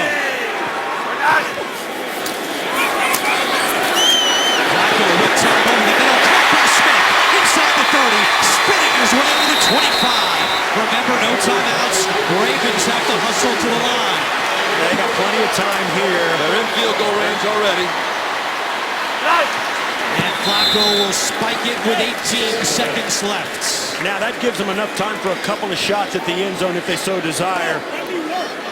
And even right now on this second down play after the spike, they even have a chance really to use the middle of the field if they want to really go for one and try and get a broken tackle like they did right here. They could do this play again if they want and give Steve Smith a chance to break a tackle and get in the end zone. That was the Raiders of old on defense there, to a breakdown. They had a complete breakdown on a zone coverage. That was the 5th catch for Smith. He's got 49 yards. Pressure coming from Urban. Flacco looking end zone, and it's incomplete. Nearly intercepted by the rookie Joseph. Dangerous throw by Joe Flacco right there. He actually had Steve Smith outside behind the cornerback Amerson on that one. That would have been a safer throw, I think. The safety obviously right there had a chance to make the play. Carl Joseph didn't come down with it, but that was a dangerous shot at the end zone by Joe Flacco. You can see Jihad Ward making sure Flacco's not comfortable. He's taking a lot of shots today, especially on this drive. And remember, now he's only 9 months out from ACL surgery. Ravens cannot use the middle of the field here, or they'll risk not getting Tucker on the field for a field goal. Flacco again looking end zone for Wallace, incomplete. And once again, Bruce Urban was in the backfield. And now Justin Tucker will come out with 8 seconds to go. Well, this truly was, I think, Joe Flacco just saying, you know what? I don't want something. We're having trouble blocking them up front. I don't want to take a sack, have something bad happen that didn't get the coverage they wanted. He just said, I'm throwing it away and said, let's bring in our all-world kicker out here. He's made 17 in a row. This one is from 43 yards.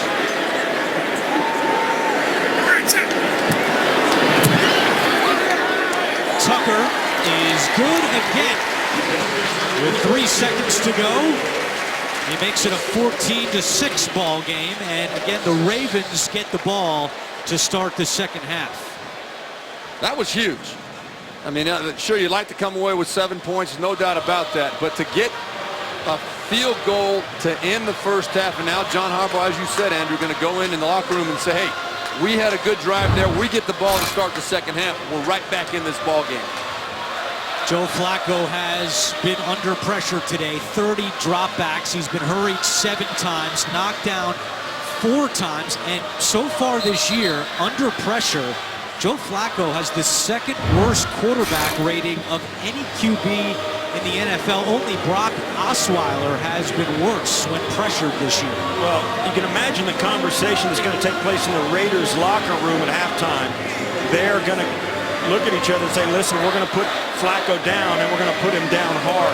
If they're going to drop back 60 times in this game, Flacco's going to be on his back for 30 times in the second half. They're going to come after him, and that's going to be their plan. 29 pass attempts in the first half by Flacco. Just 7 runs for the Ravens. As Tucker with a touch back. And we'll expect to see the Raiders just take a knee and go into the locker room with a 14-6 lead. You know, John Harbaugh was telling us one of his ideas for a rule change. That would have been 1 point right there by Justin Tucker. He's always kind of thinking about ways you can improve the game. He said, why don't they just, if a kicker kicks the ball through the uprights, why don't we make that worth a point? We sat there and thought about it. That'd be a pretty cool little way to make that kick a little worth something. Carr takes a knee, and Baltimore will receive the second half kickoff. The Raiders trying to start 3-0 on the road for the first time since 2000. Carr with 2 touchdown passes in the first half, 1 to Roberts, 1 to Crabtree. And Chris Fisher is with Jack Del Rio.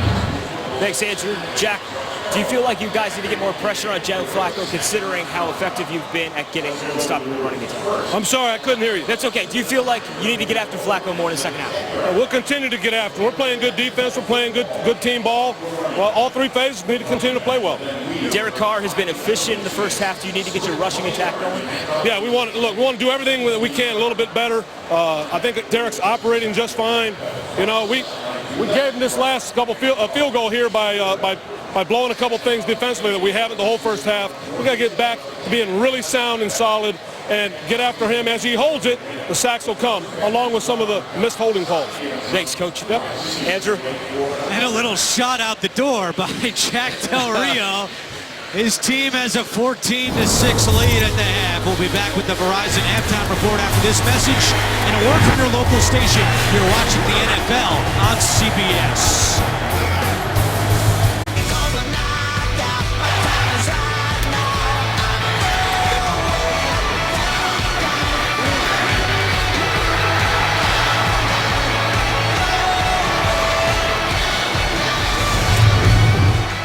One half in the books in Baltimore, and the Raiders have a 14-6 lead on the Ravens. Let's take a look at the first half highlight presented by DirecTV. Derek Carr hooking up with Michael Crabtree for his second touchdown of the half. And Michael Crabtree and the Raiders have an 8-point lead. Back in the booth with Steve Berline and Steve Tasker.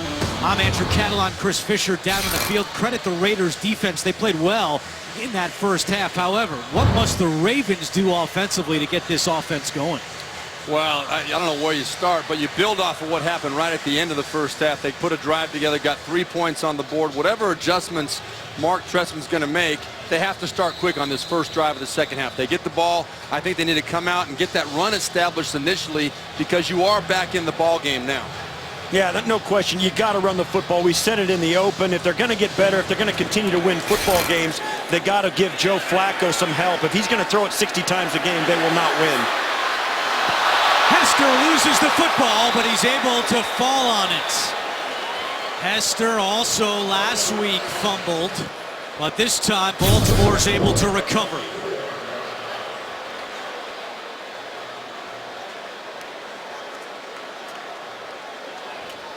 It was T.J. Carey who forced the fumble, but Baltimore will get the ball at the 24-yard line.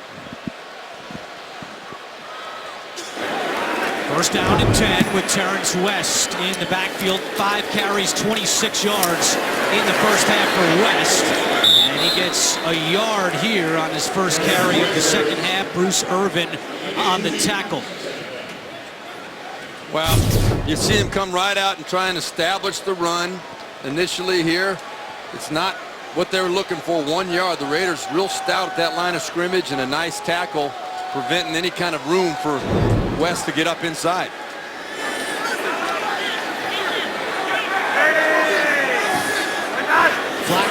shotgun play action. And he throws this one to Wallace, who bounces off Nelson and picks up the first down.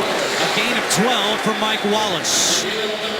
And there's nothing wrong with coming out, having a couple of runs that are mediocre, and then a little kind of semi-fake play action, and you get Mike Wallace on the slant. Just a couple of runs to give that defense one thought about maybe something else is coming. Give Joe Flacco that extra time, a quick slant. That's an easy completion for a first. 30th attempt for Flacco. That's 19 straight games where he's thrown at least 30 passes, the longest active streak in the NFL, as West with the carry and then some extracurricular after the whistle. Well, the crowd didn't like it, but it's no big thing. Crockett Gilmore mixing it up just a little bit. And that's not what they're talking about. That's Zuta and Jihad Ward. Yeah, Crockett Gilmore, who is a mauler as a tight end, got after Bruce Irvin. And Irvin didn't appreciate it very much. Yeah, there's two different things that went on there. You saw one of them, and this, you can bet when the game gets tight, the fangs come out. Buck Allen now at running back. And Flacco swings it to Allen out of the backfield, cuts back at the 46, and Buck Allen has a Baltimore first down. A gain of 8 for the second-year man out of USC. Well, there's no doubt in my mind that John Harbaugh and Mark Trestman decided they wanted to come out and pound this football in the second half. That run right on the first down run before that last play, that was a good physical run, and Gilmore and everybody else up front, they're trying to make a statement to the Raiders. We're bringing it this second half. Yeah, they're making a statement because I'm sure John Harbaugh made a statement to them at halftime. From midfield, they hand it off to West. West to the 45, and West with a flag coming in late takes it right to the chains at the 40. Let's see what the penalty is. Holding, offense number 53. 10-yard penalty from the spot of the foul. Repeat first down. Well, we heard Jack Del Rio as Chris Fisher interviewed him after halftime, just before halftime. And he knew, he just said, listen, they're missing a lot of holding calls. We see one here on the first drive of the second half. You can bet Jack Del Rio let him know he didn't like what was going on. How about Jeremy Zuta, the center? In his Ravens career, he had been penalized for holding twice. Today, he's been penalized for holding 2 times against the Raiders. First and 16, Flacco to Perriman. Perriman trying to push forward to the 45, and a good job defensively by the Raiders. You know, we're going to see this, obviously, too, in the passing game here early in the second half. We've talked about how much they threw it in the first half. I don't mean a broken record, but now you're going to run out of quick drop-back throws for Joe Flacco to make. Sooner or later, he's going to have to drop back, and the Raiders are going to get that pass rush going again. Now, the running game has been prevalent here, but now with the holding penalty, once again, they're forced to have Flacco drop back and hold the ball in the pocket. 10 run plays, 32 pass attempts by the Ravens. They go back to the air. Flacco is chased, and Flacco just throws it away.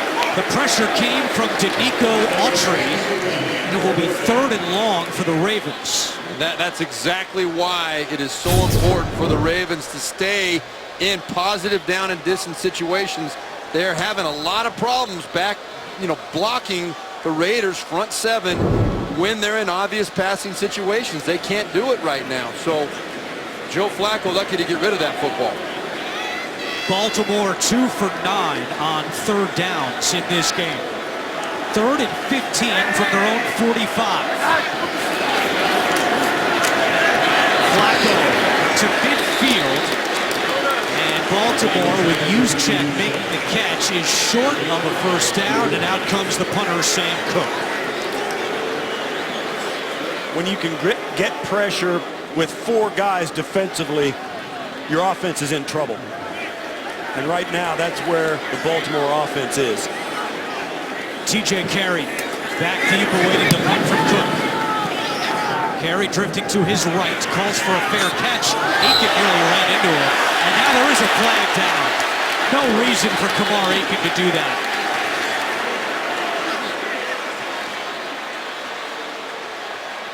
It's an easy call. It is. I mean, you just can't do that. You can't get that close. Even if he didn't touch him, you can't interfere with his ability to make that catch. Aiken got caught being, covering that punt really just too well. And you can't do that. That's just too, even if he doesn't make any contact, it's interference with his ability to make that catch. Fair catch interference. Number 11. 15-yard penalty. First down. That's a killer penalty in terms of field position. Raiders would have been backed up in their own end. Instead, they get some breathing room because of the penalty. Over their first 3 games, the Ravens have averaged 6 penalties for 40 yards. Today, they have 7 for 75, including a costly one just now on Kamar Aiken. Gives the Raiders better field position, 1st and 10 from their own 23. Carr over the middle to his tight end Walford, and he dropped it. He had 1 drop last week in the win over the Titans, and he drops another here. Speaking of tight ends, let's get an injury update from Chris Fisher. Thanks, Andrew. Raiders tight end Lee Smith, who needed assistance off the field in the second quarter, was evaluated in the Raiders locker room. Team physicians have ruled him out for the rest of the game with a right ankle injury. All right, a tough one, but as we mentioned earlier, for the first time this year, the Raiders did dress a 3rd tight end in Michael Rivera. He's on the field right now for 2nd and 10. With the sun shining now in Baltimore. Carr looking deep for Crabtree. Incomplete. Sharice Wright on the coverage for the Ravens, and it's 3rd and 10. I'm really surprised Eric Weddle didn't get over there to make a hit on that play as well. Smart that he didn't finish it off after the ball, but Derek Carr was looking that play down the whole way. He pumped that way. Weddle, you just would think he'd be over there maybe a step earlier to get in on that play.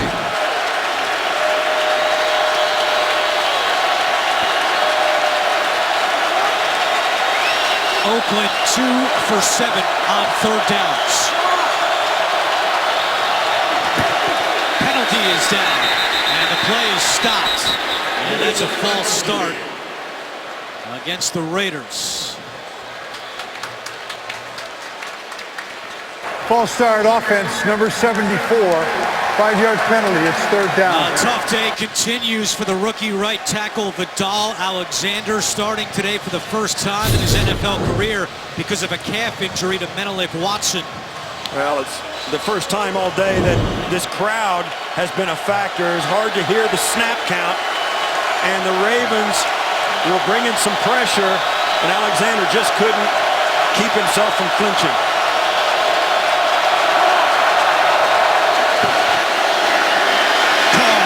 To Rashard, comes back at the 20, but taken down at the 22-yard line. A good job defensively by the Ravens. They forced the 5th 3-and-out for Oakland. I think the Baltimore Ravens are as good as any team in the NFL of breaking down and keeping a play in front of them. They know the down and distance situations. You see guys just break down. A lot of purple shirts getting to that ball. You seldom see them miss tackles or see open lanes for these running backs to shoot through.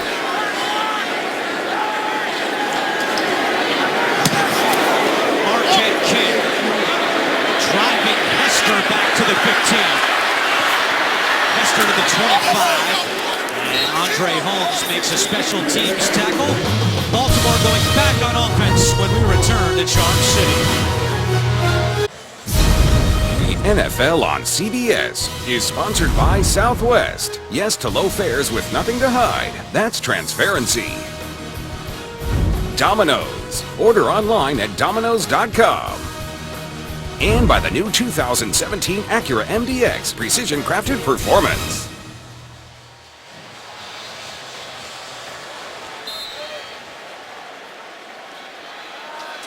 Baltimore back on offense. They have it 1st and 10 from the 27-yard line. Flacco back to the air. Pressure coming from Autry, and Flacco has to get rid of it. Nico Autry came flying through to put pressure on the 9th-year quarterback, Joe Flacco.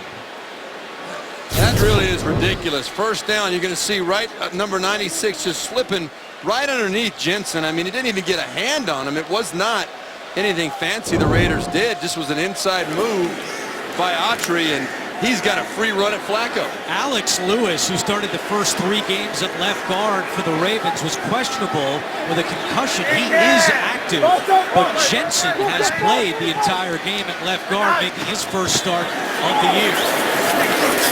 West across the 30, and Terrence West breaks a couple tackles and picks up a Baltimore first down. Corey James finally caught up with him after a gain of 12. Well, one of the things you do if you're trying to get your run game going and you're facing some pass rushers is run right at their guy. They're going to run right at Khalil Mack. And that's one of the techniques that a lot of offenses do. If you're going to take the starch out of a pass rush, run it and get physical right at the point of attack with their best guy.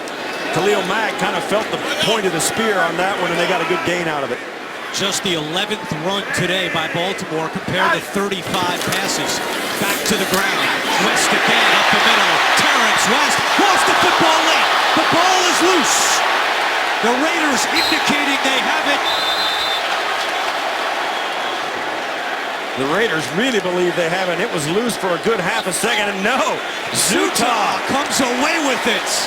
Oh, man, I'm telling you that there's nothing worse than the bottom of an NFL pile and a loose ball. The strongest cat gets it. And the meanest cat gets it. This is Zutah's biggest play of the game. He's been ridiculed or caught a couple of times with the holding penalties, but to get on top of this ball, how many Raiders had a shot at getting this ball? You see a lot of white shirts in there, but Zutah comes out with it. Absolutely huge for the Ravens. Corey James forced the fumble, but Zutah recovers, and it's first down for the Ravens. Play action. Flacco was looking deep, checks it down to Allen. A flag comes in from the secondary. It's down at the 33. It's going to be a hold against the Raiders secondary.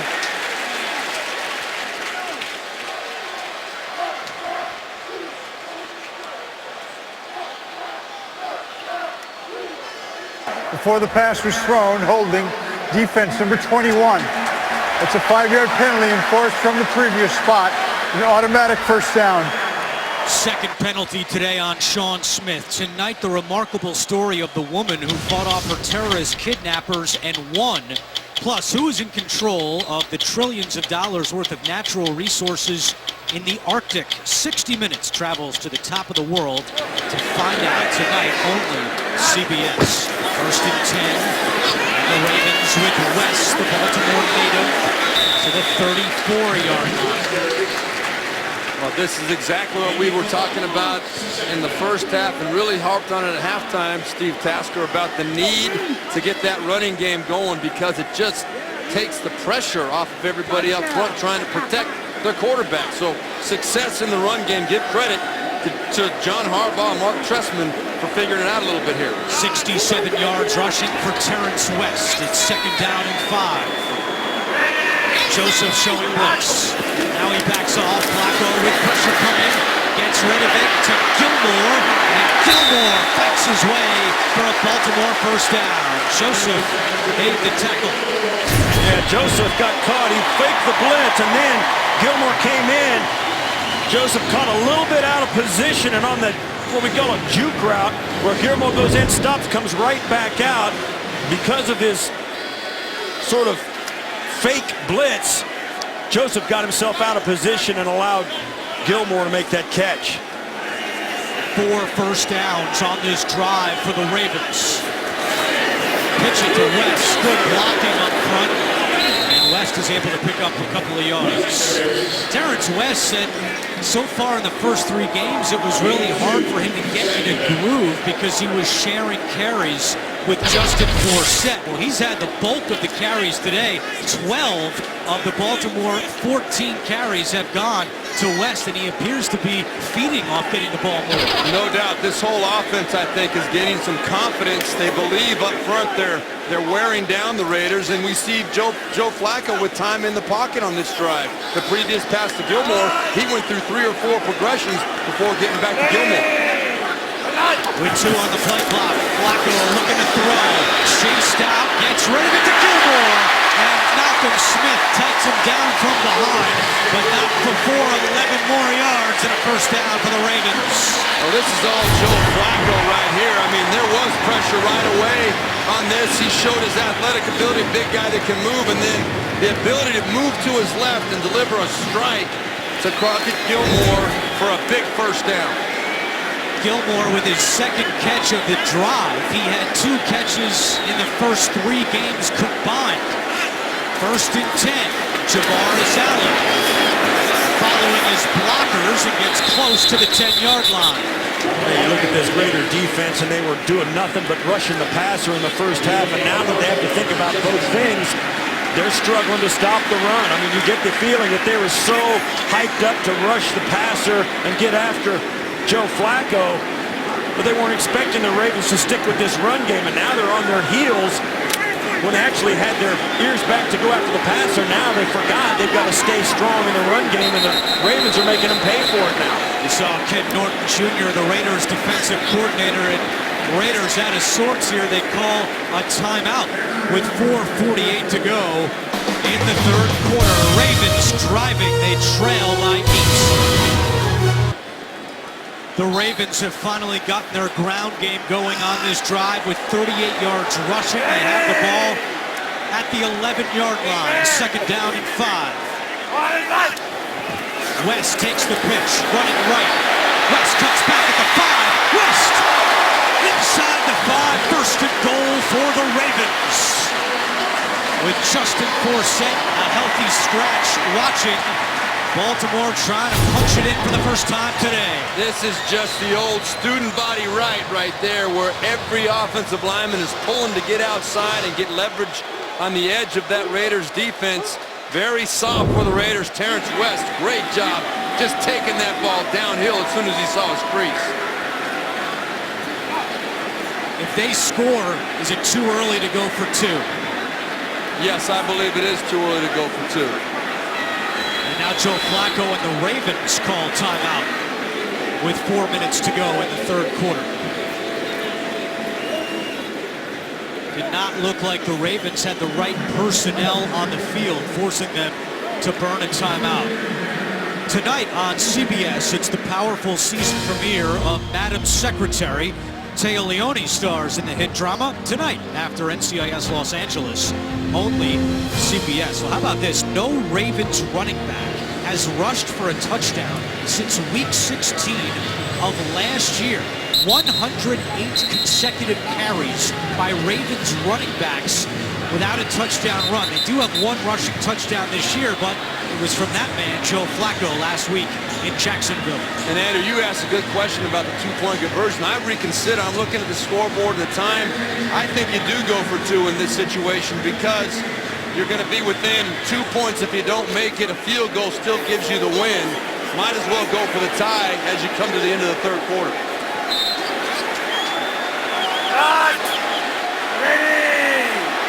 On first and goal, West up the middle. And the Raiders defense pushes him back. Well, that's the acid test. It's big boy football, and it's not rocket science. Hand it off and push him and try and get a quick snap count. And the Raiders, for the first time in this drive, were up to the task. They have absolutely disappeared in their run defense that was so, well, actually good enough in the first half is to let Baltimore abandon it. And now they get it back in the third quarter, and it looks like the Oakland Raiders had no answer up until that last play. Ravens used Michael Pierce, the defensive tackle, at fullback on first down. He's not out there for second and goal. Juszczyk diving attempt, and it's incomplete. He was open, but Flacco and Juszczyk could not connect. Now Juszczyk, a fullback who's used to catching, he's got to turn. You see him running, and he's got his head back. You'd like to see him take a couple more steps, a hard sprint to the corner before he turns around. And you're sitting there, Steve Berline, you're looking at me nodding. He had that play wide open. Flacco couldn't have put more air under it. And Juszczyk just wasn't running the right direction. But Flacco was under a little bit of pressure from Bruce Irvin. He should have been able to deliver an easier ball to catch, but you're right about Juszczyk. Third and goal. Flacco to Juszczyk again. Cuts back at the 5. Trying to bulldoze his way in, and he did not get in. Juszczyk is down at the 1. And now, what does John Harbaugh do. And he's keeping everybody on the sidelines. That's what he's doing. He's pointing at Joe Flacco and telling him, you're the guy. They're keeping Tucker on the sideline. It's 4th and 1, and it's gut check time. If you're 3-0 and you want to go 4-0, this is the kind of play that you should be able to get. I think we might, the referees are stopping the clock here, going to give a fresh clock to Joe Flacco. I was going to say that clock was getting down, but they stopped it at 12 seconds. But I was looking for a timeout to think about this decision for a little bit. This year, Baltimore 1 for 3 on 4th downs. They've only scored 4 touchdowns the entire season. A critical 4th down play here with 2:49 to go in the 3rd quarter. Javaris Allen in at running back. Flacco going to try to do it himself. Pushing forward. And it's in! Touchdown, Ravens!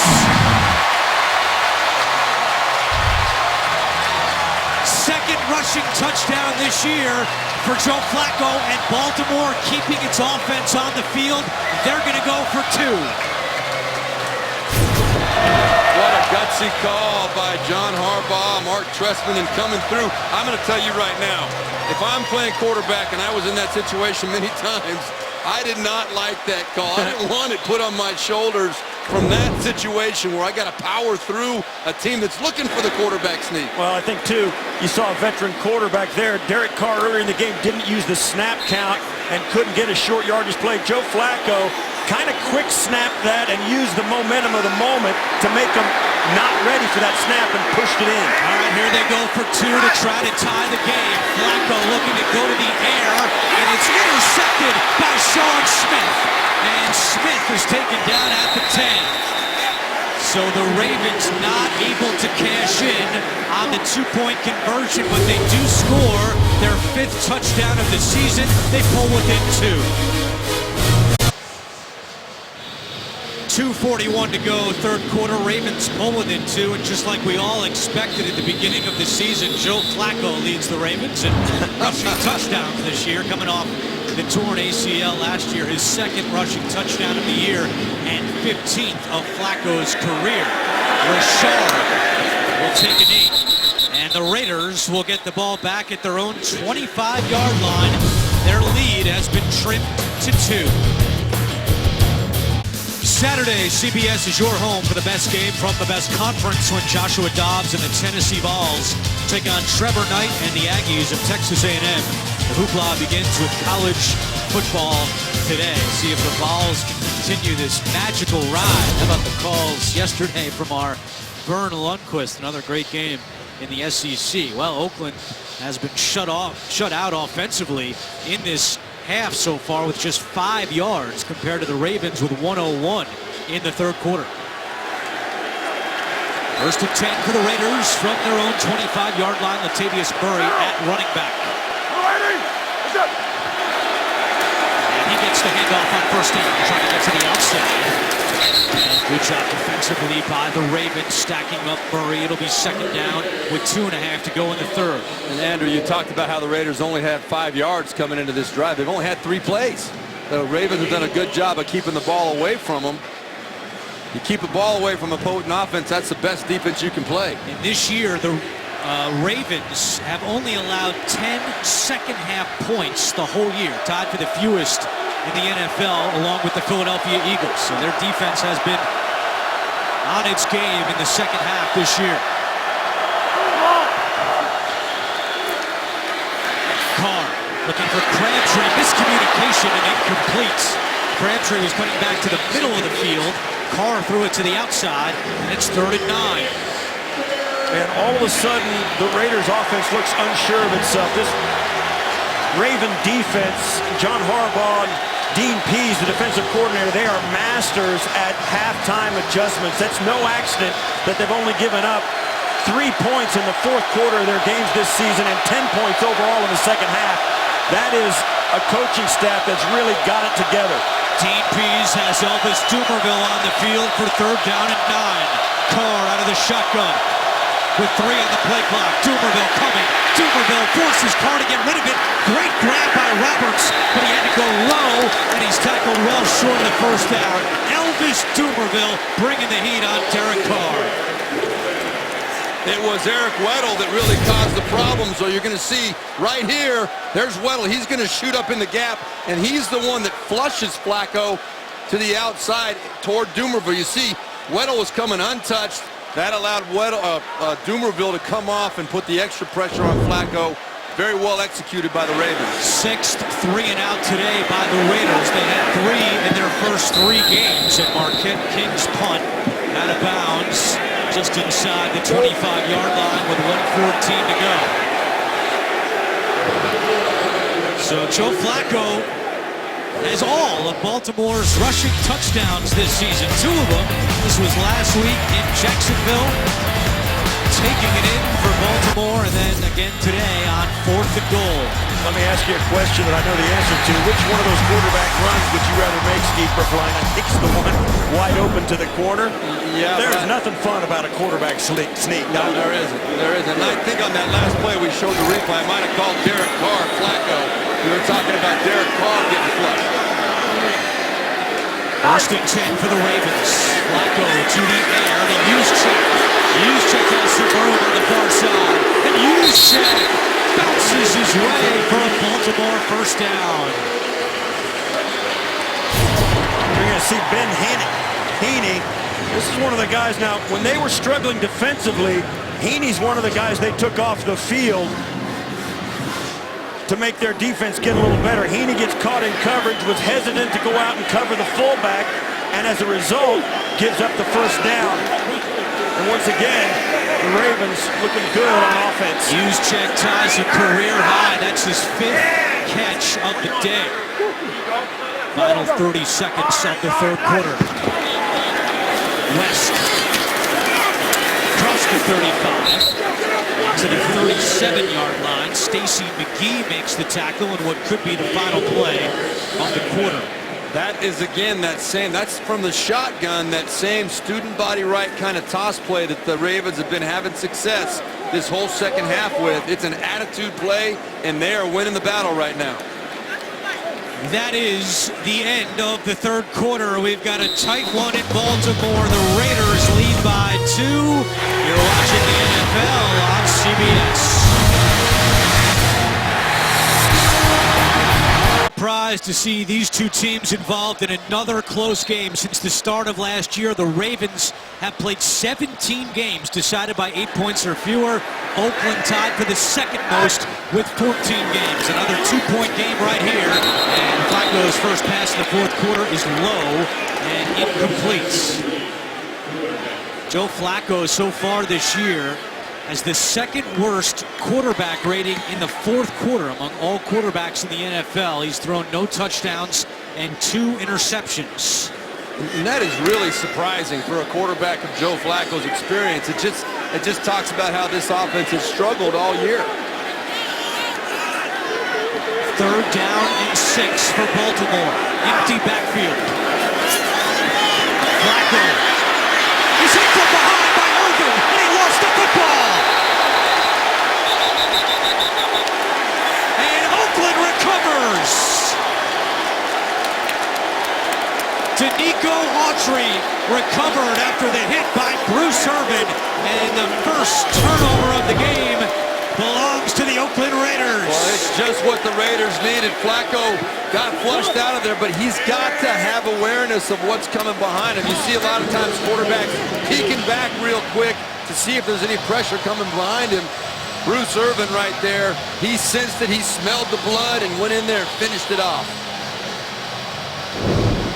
Bruce Irvin with his 3rd forced fumble of the season. He had one last week as well in the win over Tennessee. And now let's see if the Raiders can capitalize. They have it 1st and 10 at the Baltimore 29-yard line.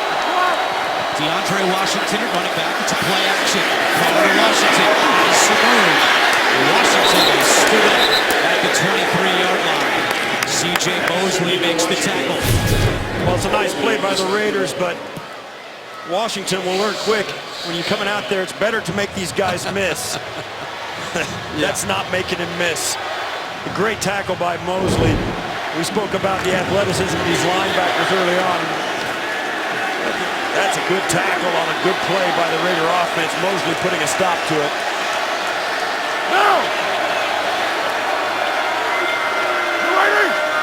Second and 3.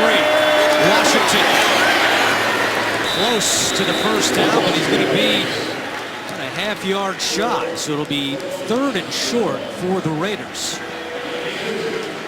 DeAndre Washington, the rookie 5th-round pick out of Texas Tech. His snaps each week of the season have increased a season-high 18 last week in Nashville against the Titans. He's not on the field for this big 3rd down and 1 as the Ravens try to force Oakland to kicking a field goal. And the fans are sensing the significance of this play. They pitch it to Murray, trying the right side. Nothing doing. A flag comes in. This may be a hold. Zadarius Smith was in on the tackle. As Ed Hockley converse with It his looks crew. like they're talking about the defense now, that it's a long conversation. You start to raise your eyebrows if you're a defender, because it's usually cut and dried if it's an offensive penalty, and now I think the Ravens are going to probably decline. I think it's going to end up going against the Raiders by the looks of it. Eric Weddle's looking over to John it's a Harbaugh. personal foul. Yeah, and you should decline this. During the play, personal foul, unnecessary roughness, offense number 66. 15 yards, repeat 3rd down. Well, Now they're trying to get him out of field goal range. you got Sebastian Janikowski, who's made more 50-yard field goals than any kicker in the history of the game. Penalty was on Gabe Jackson. He's the right guard out of Mississippi State. See, Jackson got pushed from behind by Jernigan on the right side of your screen. That happened early in the play.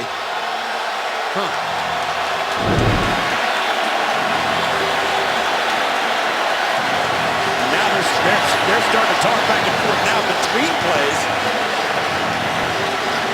Now keep in mind, Coleccio Assembly is down there on the Raiders offensive line. The former Raven had a lot of things to say this week, including he was looking forward to pancake blocking. Some of his former teammates said there was one coach that he did not like in his time with Baltimore.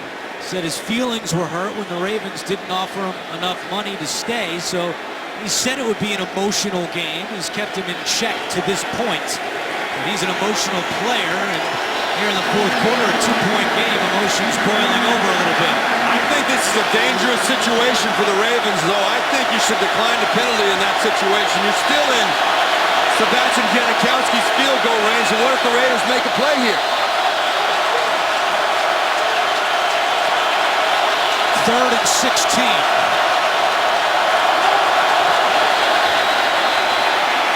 Carr looking for Cooper, comes back and makes the catch.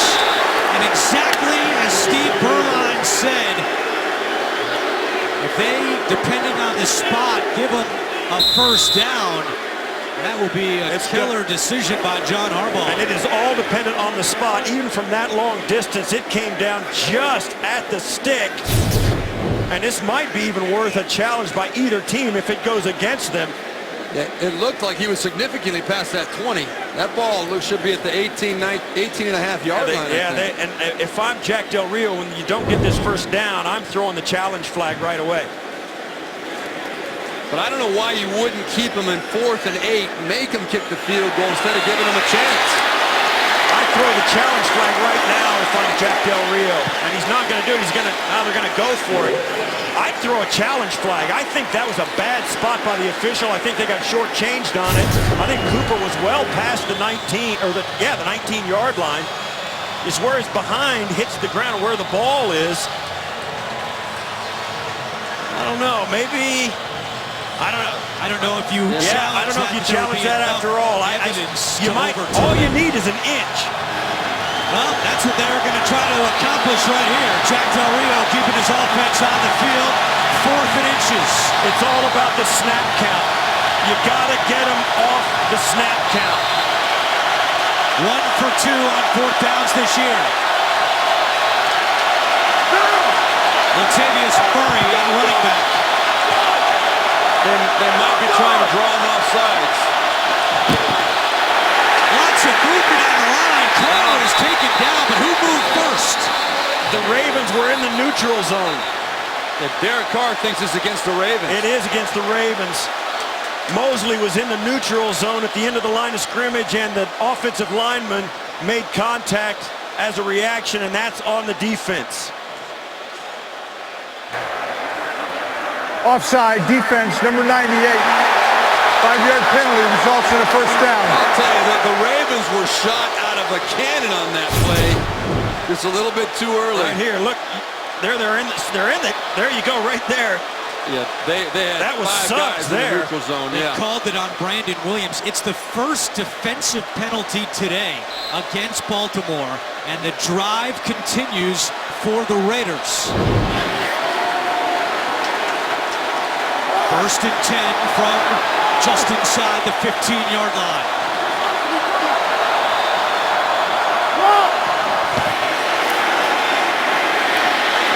Carr to Murray, and Suggs comes up to immediately make the tackle.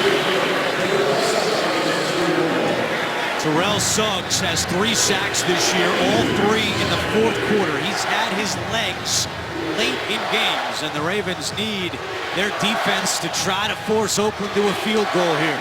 Well, the Raiders, as we stated earlier, very, very good inside the red zone. 9 of 10 now on the season, coming away with touchdowns.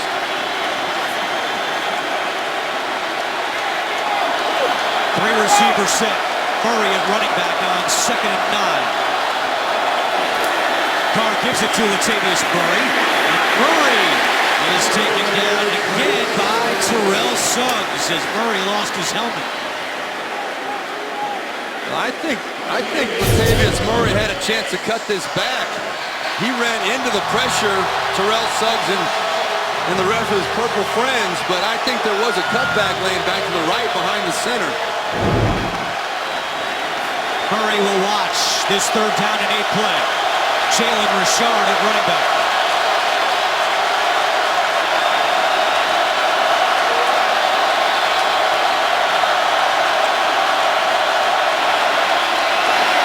Carr over the middle. Caught. Touchdown. Crabtree, his 2nd of the day. That's a big-time throw.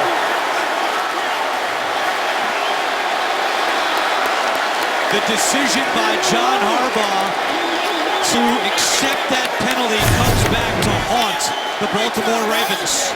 Well, they give Crabtree a free release, and you can see he knows he's going to get lit up by Weddle, but Carr puts enough on it to give him enough time to flinch and brace for the hit, and it turns into the touchdown. Weddle stays down on it for a moment, but he gets up and walks off. He's being attended to on the sidelines. You knew it was going to happen. That's the way those plays are designed. Give your receiver a chance to catch it and brace for impact because you know it's on the way. And Weddle didn't disappoint. Spectacular throw and catch on a tough 3rd and long situation against a great defense. You got to tip your hat to Derek Carr, Michael Crabtree. Extra point by Janikowski makes it a 2-possession game. 21-12. Carr, 3 touchdowns on the day. Raiders lead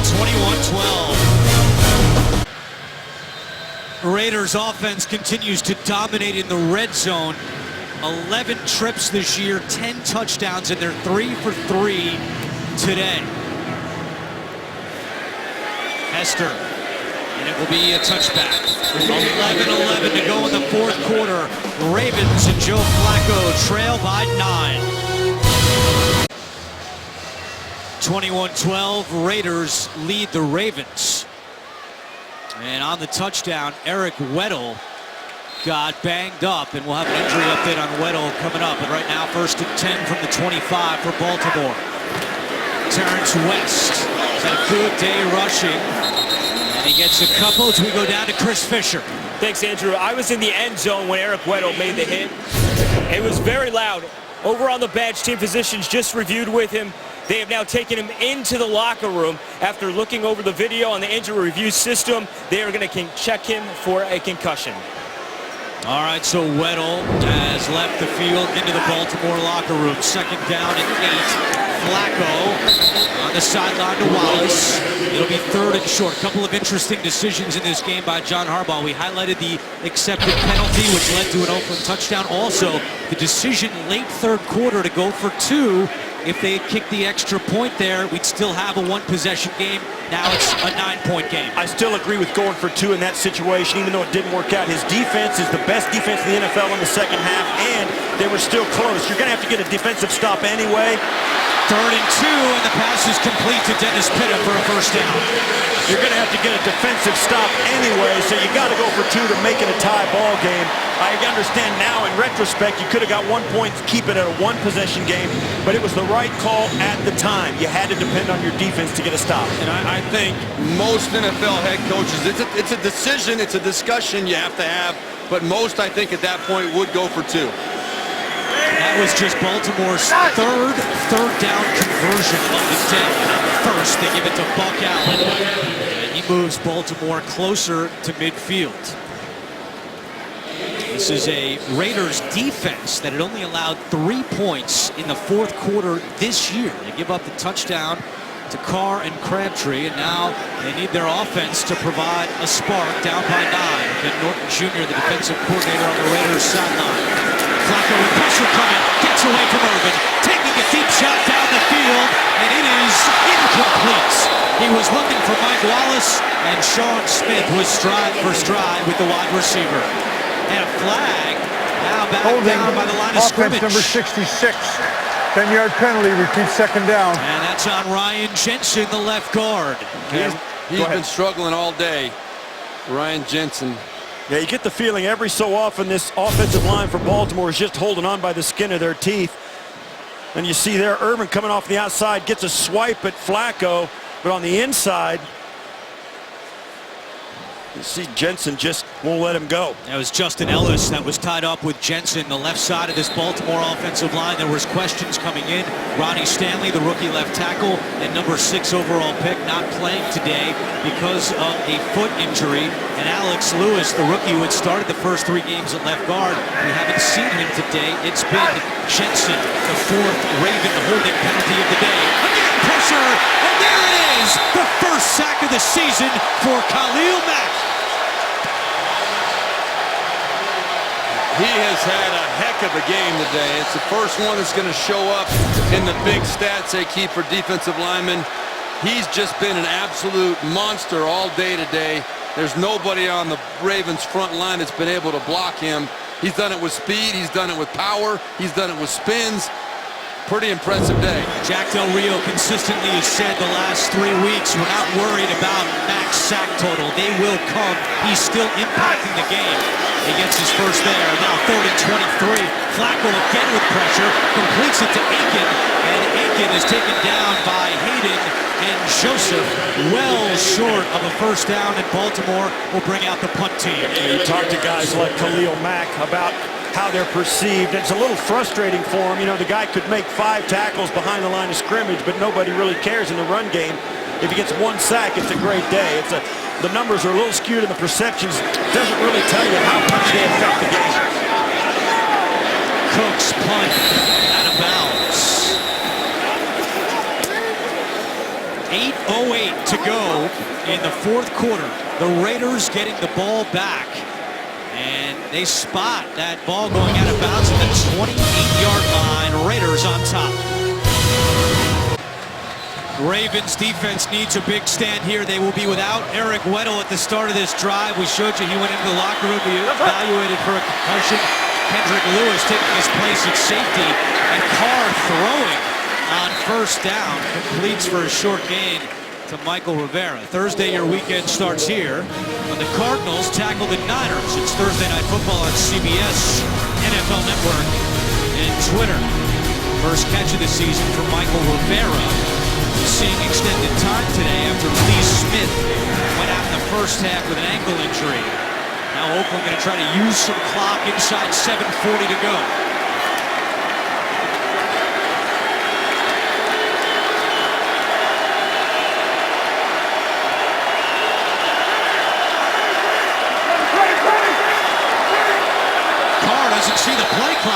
It's a terrible job by Derek Carr. He's got to be more aware than that. Defense, 5-yard penalty. It's second down. There's no excuse for that. You run a 1-yard play, and you had plenty of time to snap the football. Second down and 14. That was a lack of awareness that can't happen. See the quarterback comparison, 44 pass attempts today for Joe Flacco. He's been sacked twice. That's amazing. Derek Carr only 133 pass yards for 3 touchdowns. Penalty makes it second and 14.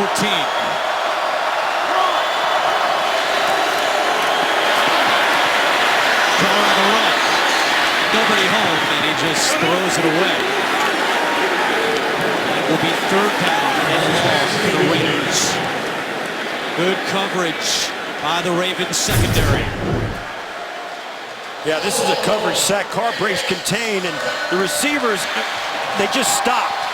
I mean, Crabtree's trying a little bit, but you got to do something really hard for the quarterback when he breaks contain. You got to make yourself available, and all the Raider receivers turned into spectators and just said, yeah, and they decided for Derek Carr that they're going to let him throw that one away. They got to try and continue to get open. That's how big plays happen, when you go off the page and get open down the field on a broken play. Raiders broke the huddle late. 2 on the play clock. They snap it with 1. Carr to Crabtree, incomplete. Coverage on the play by Sharice Wright, and the Ravens defense does its job. They force Marquette King to come out for an Oakland punt.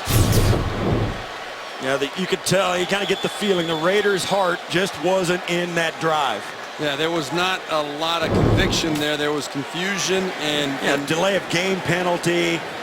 Yeah, I mean, that's a team that thinks this game is over, and it might not be true. King, high, spiraling punt to Hester from his own 22. Hester with a head of speed, and Hester with a nice return. There's a flag down on the Oakland sideline. This could be actually on either team. Usually that's the case, Steve Tasker. I mean, usually you get an idea of what it is, but over there it could be a guy who was pushed out and then blocked out of bounds, or he ran out of bounds on his own, and it's impossible to tell until they give us an idea. Now it's going to go on the Raiders.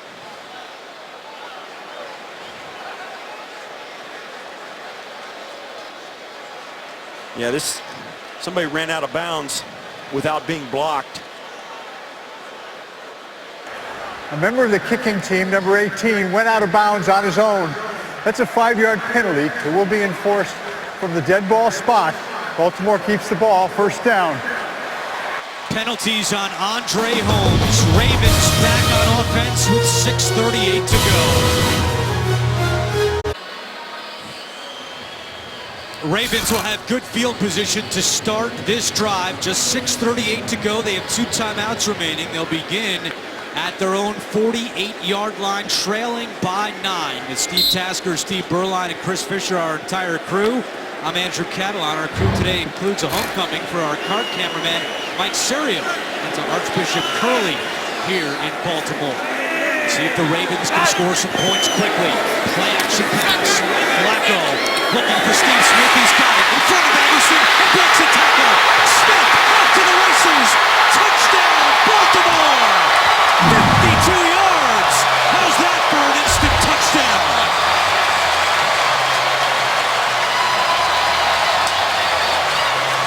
First touchdown this season for Steve Smith Sr., the 77th of his career.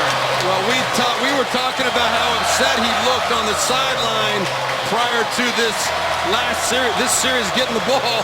He looked like a guy that wanted to make a difference. That's one way to do it right there. Yeah, he's unbelievable. He is unbelievable. Just unbelievable. You talk about the injury he had a year ago, and to come back and make a play of that type is just absolutely unbelievable. Here's Tucker for the extra point to make it a 2-point game. And it's good. 6:27 to go. Ravens still have 2 timeouts remaining. Baltimore needed quick points.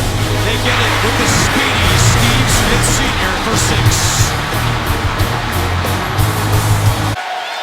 101 yards receiving for Steve Smith Sr. That's his first 100-yard game, and it breaks a tie for 6th all-time with Don Maynard. And we had a great chat with Smith on Friday at the Ravens practice facility. He's closing in on a number of milestones. The one that's nearest to his heart is 1,000 catches. He came into the day 23 away. He's got 6 catches today. He said that one means the most because he would be just the 14th player with 1,000 career catches. And he said when he was drafted, no one thought he was going to be a good receiver. He was drafted as a return man. If you look at the list of the 13 others, it's all first-round picks. Steve Smith Sr. is very proud to be closing in on that accomplishment. And I'll tell you something else that he's proud of, and a lot of people don't know this story. I know the guy who rehabbed Steve Smith in Charlotte, North Carolina during this offseason after a double Achilles tear. Alan Tyson was a physical therapist. He's a good friend of mine. He said that it was one of the worst Achilles he's ever seen, and he's not sure that many people could have come back from that injury, but Steve Smith's work ethic is what got it done. 1st and 10 for the Raiders. They lead by 2, 6:27 to go. Both teams with 2 timeouts remaining. Oakland starts this drive on the ground with Murray, and he gets a yard. The Raiders only have 195 yards of offense today, yet Derek Carr has thrown 3 touchdown passes, 2 to Michael Crabtree, 1 to Seth Roberts. One turnover was a Joe Flacco fumble. Another tight game. Both these teams have played a number of close games since the start of last year. Baltimore with 17 games decided by 8 points or less since the start of last season. Oakland with 14.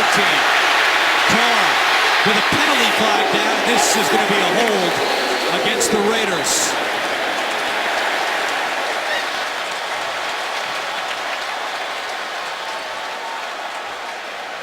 Looks like it might. Looks like it. There you go. Holding offense, number 74. 10-yard penalty. Repeat 2nd down. The right tackle, Vidal Alexander, with a tough go in his first NFL start, starting in place of the injured Menelik Watson. Alexander saying he had his hands up in his face, and it looks from the back, it looks like Zadarius Smith might have done it for a moment, but there's the hold. There's no question. Alexander puts the claw on him and holds on him, and Carr just had to throw that away. But now, with this momentum completely in Baltimore's favor, you know this defense is going to do something to try and make a play here to win the game. 4th penalty today against Alexander for 35 yards. On the delayed handoff, a fumble, and the Ravens recover. The rookie Tavon Young falls on the fumble. First turnover today by the Raiders. Well, this is a case of a rookie just getting a little careless with the football. A great play. I think that might have been Urban. Who was it up in there that knocked that ball out? There was a big paw that came in from the side. It was Lawrence Guy, the 6th-year man out of Arizona State. There's a lot of ways to make a play to win a ball game, and the Ravens try and find all of them. They've got players all over their roster. It's a great culture inside the Ravens organization with a lot of great veteran players who prepare the young guys to make plays exactly like that one. And right when they needed it, a couple of plays have been made that give the Ravens a chance to take the lead for the first time. 1st and 10 for Baltimore. They started on the ground with West across the 15 and tackled at the 13-yard line. Oakland had gone 8 straight games without losing a fumble. That was a franchise record. And we sat with Bill Musgrave yesterday and said, how are you going to distribute your carries in the 4th quarter with 2 rookie running backs? And he said, we're still trying to figure that out. Well, they gave it to the rookie Washington, and it proves costly as we approach 5 minutes to go in the 4th quarter. Remember, a field goal would give Baltimore the lead. They're well within Justin Tucker range, but they're trying to think touchdown on 2nd and 5. Back to West. To the 10. Terrence West starting today for the first time since the final game of the 2014 season, as Baltimore has made Justin Forsett a healthy scratch today. They were trying to jumpstart their run game, and they have 108 yards rushing under offensive coordinator Mark Trestman. Flacco to the air. Juszczyk at the 10. Cuts it to the 5. And he's got up Baltimore. First down. It's first and goal.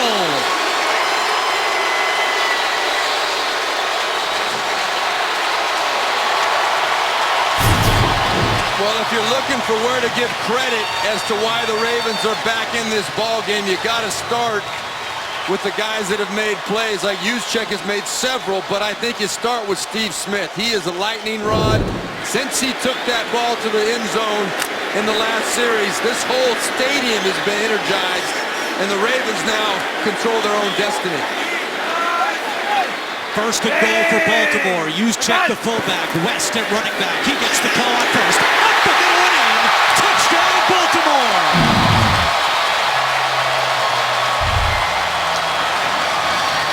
The fumble by Washington is costly, and now Baltimore will keep its offense on the field and go for 2. Now the question is, will the Raiders letting him score here? You think? I don't know. I don't think so. They got it. No, I don't think so at all. I don't think they were letting him score. Wanting to get the ball back with over 3 minutes, knowing a field goal will win the ball game for him. You got to question whether that was in the mind of Jack Del Rio. That was a pretty easy run for a score there in a goal line situation. Well, they've had a lot of runs defensively. Have the Raiders that made it look really easy for the Baltimore Ravens here in the second half. As good as the Raider offense looked in the first half, it has been a complete flip in the second half. Credit the Ravens coaching staff and their best players for coming through. Going for 2.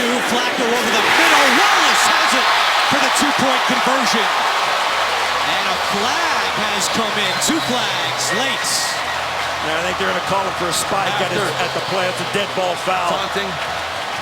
And another one. Wow. Now, the significance of the 2 points. Now, remember, with the new PAT rule, with the ball back that far, John Harbaugh wants to make, if the Raiders do end up scoring a touchdown, you want to make them have to make that extra point to win the game. Janikowski missed 1 extra point last year, 7 for 7 this year. I think this 2 points going to count. There were 2 fouls after the try was over, both on the offense, Baltimore. One was an unsportsmanlike conduct foul for celebration. That foul is declined. There was also an unsportsmanlike taunting foul on number 17. If number 17 commits another foul of that category in this game, he will be disqualified. That 15-yard penalty will be enforced on the kickoff. 2-point conversion stands. Penalty on Wallace. Another look. Well, now this is right in the back. Right there, spiking it on top of the defender is the penalty.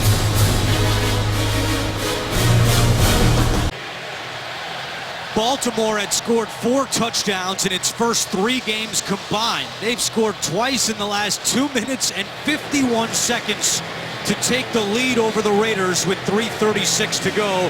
The fumble by Washington leading to 8 points for Baltimore. Hey, guys, now that was a significant penalty, as we know.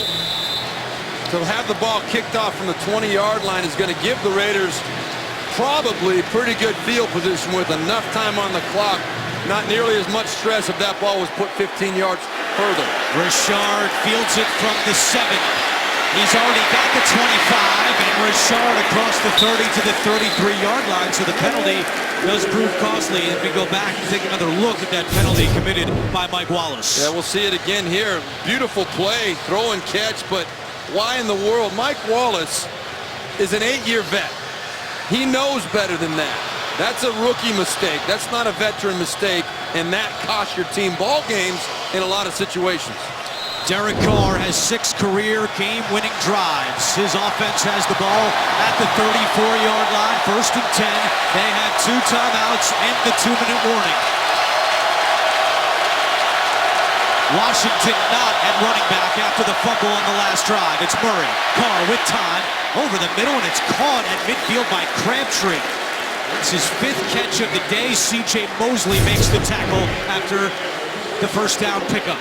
No rush from the Raiders here, no panic. They know they've got plenty of time. They're going through their normal kind of up-tempo program right here, but they've got plenty of time for this situation. Richard at running back now on 1st and 10. 3 minutes to go in the 4th quarter. Good protection. Carr sideline, caught again by Crabtree, and another first down by the Raiders, a gain of 12. Yeah, I know it sounds crazy a little bit after the way the Raiders offense has not really shown up here in the second half, but they're really thinking now you don't want to score too fast, because if they score the touchdown and get the extra point, a field goal beats them, and you don't want to give Joe Flacco, with 2 timeouts remaining, any more time than you can. They want to score a touchdown with no time left, and they got 2:53. That's a lot of time to waste if you're the Raiders. From the Baltimore 40-yard line, Carr out of the shotgun. Baltimore showing pressure. Carr off the hands of Richard and incomplete. Coming up on the Subway postgame show, join JB, Tony, Bart, Boomer, and Coach Cower. They'll have all the latest NFL scores and highlights all coming up on the Subway postgame show. Well, that's the 2nd time today that Richard has missed a pass in front of Derek Carr. It seems like he's having trouble when he comes across the middle, finding that football, and Carr's putting some zip on it too. Tough catch for the young running back. Eric Weddle earlier in the half evaluated for a concussion. He's back out on the field for the Ravens in his normal safety position. 4 on the play clock. Suggs coming, and Carr completes it to Wolford. The tight end takes it down to the 22, a gain of 17. This is an absolute rocket shot from Derek Carr. Right up the seam, on the money, before the safety Weddle had a chance to get over there. No huddle with 2:29 to go and 2 timeouts. Good protection again. Carr with the end zone, incomplete. It was a dangerous pass by Carr. Looking once again for his tight end Wolford, who is slow to get up. Now this is another defensive back that went in low, and Wolford took the brunt of it. Oakland has already lost 1 tight end today. Lee Smith out with an ankle injury.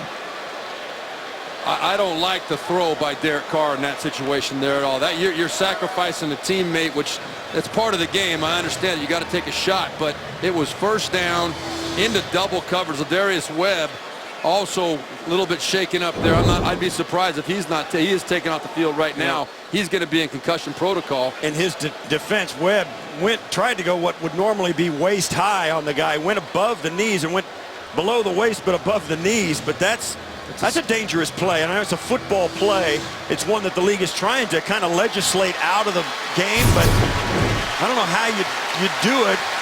In the old days, Webb goes high and tries to knock that ball away, but today, in today's league, you can't do that. If they go through the helmet, it's a penalty. Yeah, if they go high, it's a penalty. So they're forced to go lower than they used to when we played. Now, Ladarius Webb, you see on the Ravens sideline being attended to by the UNC. Unaffiliated neurotrauma consultant, that's what UNC stands for. And Wolford, walking off under his own power, received a nice hand from the fans here in Baltimore. 2:21 to go, 4th quarter. Ravens trying to go 4-0 for just the 2nd time in team history. The only other time was 2006.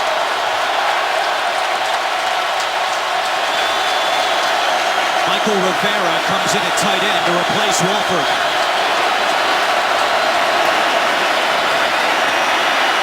Carr taking a shot in the end zone for Crabtree. Did he get the feet down? Yes, he did! The hat trick for Crabtree, his 3rd touchdown of the day. Oh, this crowd is stunned. First career 3-touchdown game for Michael Crabtree. This is a big-time throw and catch, getting that second. Oh, let's see if that left foot was it down already? Oh yeah, he had his right foot is down. Oh, what a play! What a route by Crabtree. Look at the Watch, throw. he's gonna come up. Is that left foot down? There Right it's foot's down, Yep, and the they're toe down. drag. That's no question. No question about it. No question. What a phenomenal drive and finish by the Raiders. Derek Carr told us last year we learned how to compete.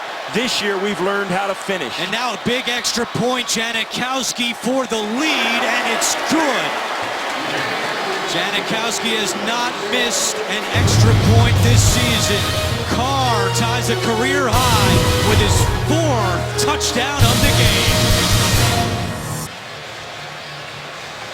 There have been 3 touchdowns in just over the last 4 minutes, and now the Raiders with a 28-27 lead on Baltimore, but Ravens getting the ball back with the 2-minute warning and 2 timeouts. All they need is a field goal, and they have one of the best kickers, if not the best kicker in the NFL, in Justin Tucker. And they have a Super Bowl winning quarterback who's in a situation he should be very comfortable with, and I think he would be disappointed, and so would his head coach, John Harbaugh, if they didn't find a way to make this very interesting. Janikowski with a low kick, bounces at the 5. Here comes Devin Hester. And Hester is upended. That's the former Raven, Brendan Trowick, making the special teams tackle with 2:07 to go. Next Sunday in the NFL on CBS, live and large with doubleheader games. Jets, Steelers, Texans tangle with the Vikings, and then later the Bengals battle the Cowboys.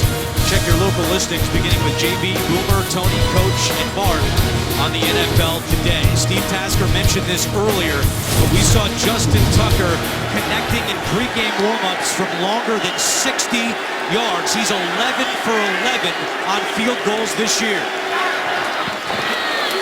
Terrence West with a delayed handoff. Raiders not expecting it, and West all the way up across the 35 and close to the 40. An 18-yard gain takes us to the 2-minute warning. What a ball game in Baltimore.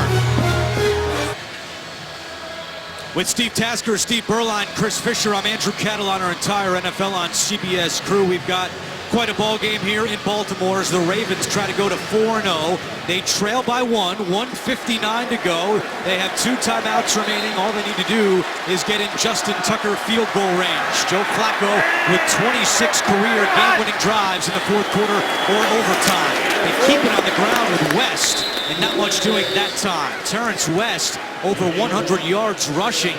His first 100-yard rushing game since the first game of his career as a Cleveland Brown. He comes out for 2nd down and 9. 1:40 to go. Crowd is quiet here in Baltimore.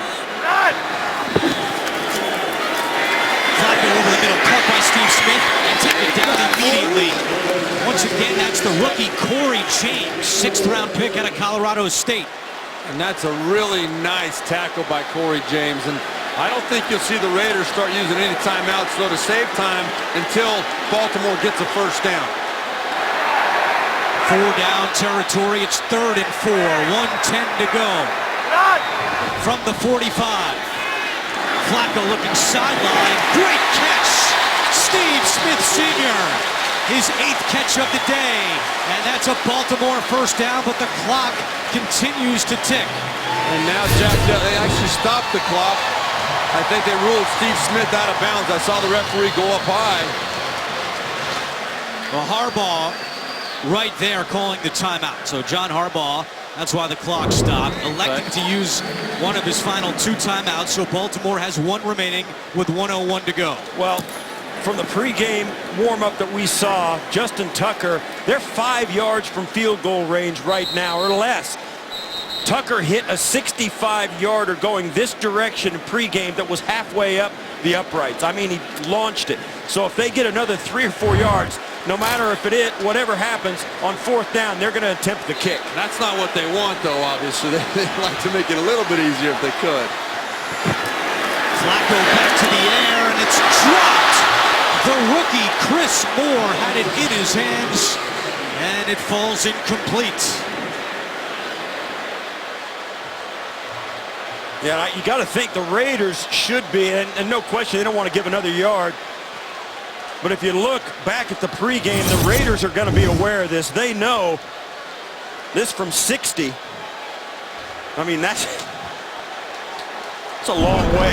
He hit one from 65 as well, so you know they're going to give it a shot. His career long is 61. Flacco in trouble and just tosses this one up and nearly intercepted. Reggie Nelson nearly picked it off. Dangerous play by Flacco. Great pressure from the Raiders up front, right in Flacco's face, but this is a careless throw on his part. You saw grab the gut was Carl Joseph, got a hand on it. If he didn't get a hand on that, Nelson would have intercepted that ball. 3rd down and 10 from midfield. From here would be a 68-yard field goal. Tucker's career long came 3 years ago from 61.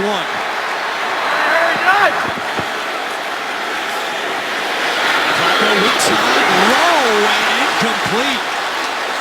Pitto was open, and now what does John Harbaugh do? You can't kick it from 68 yards. No, you can't kick it from 68.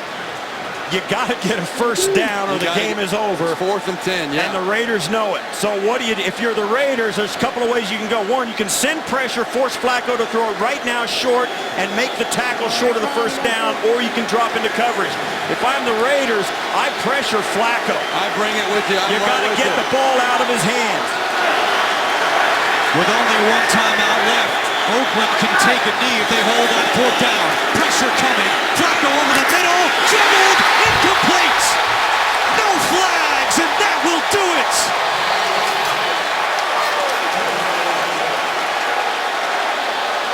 Jack Del Rio and the Raiders will win their first 3 road games for the first time since the 2000 season.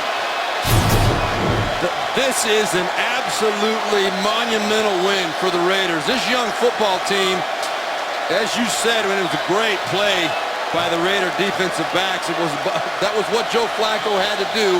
Hope that one of his guys could come down with a play, but played very well by the defense. We've got a player hurt on the field as well right now. That was Kamar Aiken, who had a good chance to bring that one in. We mentioned earlier that Flacco wanted to utilize Aiken more in today's game. He goes to him on the biggest play of the game, but he was not able to come up with the catch. That was Reggie Nelson on the hit. That's a rib shot, and good to see Kamar Aiken up. But for this Raiders team, Jack Del Rio, he knows the significance of being 3-1. All 3 of those wins on the road, back east.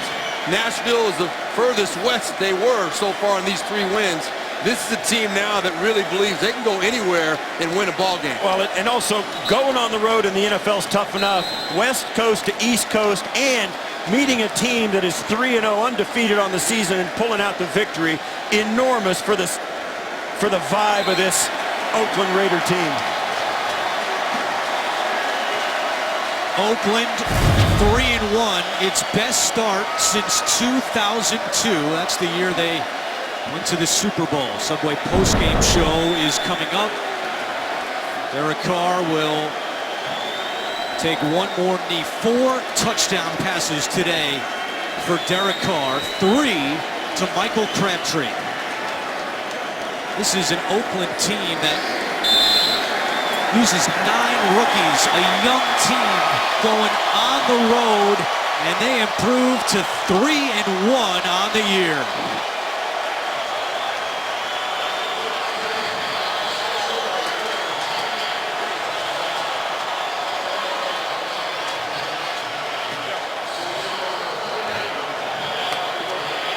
(28-27) is the final score. The Raiders hand the Ravens their first loss of the year. It's an Oakland team that now goes home for its next 2 games against San Diego and Kansas City. For Steve Tasker, Steve Berline, Chris Fisher, I'm Andrew Catalan saying so long from Baltimore. You've been watching the NFL on CBS. Coming up, the Subway postgame show will take you back to New York for all the scores and highlights, all coming up right after this.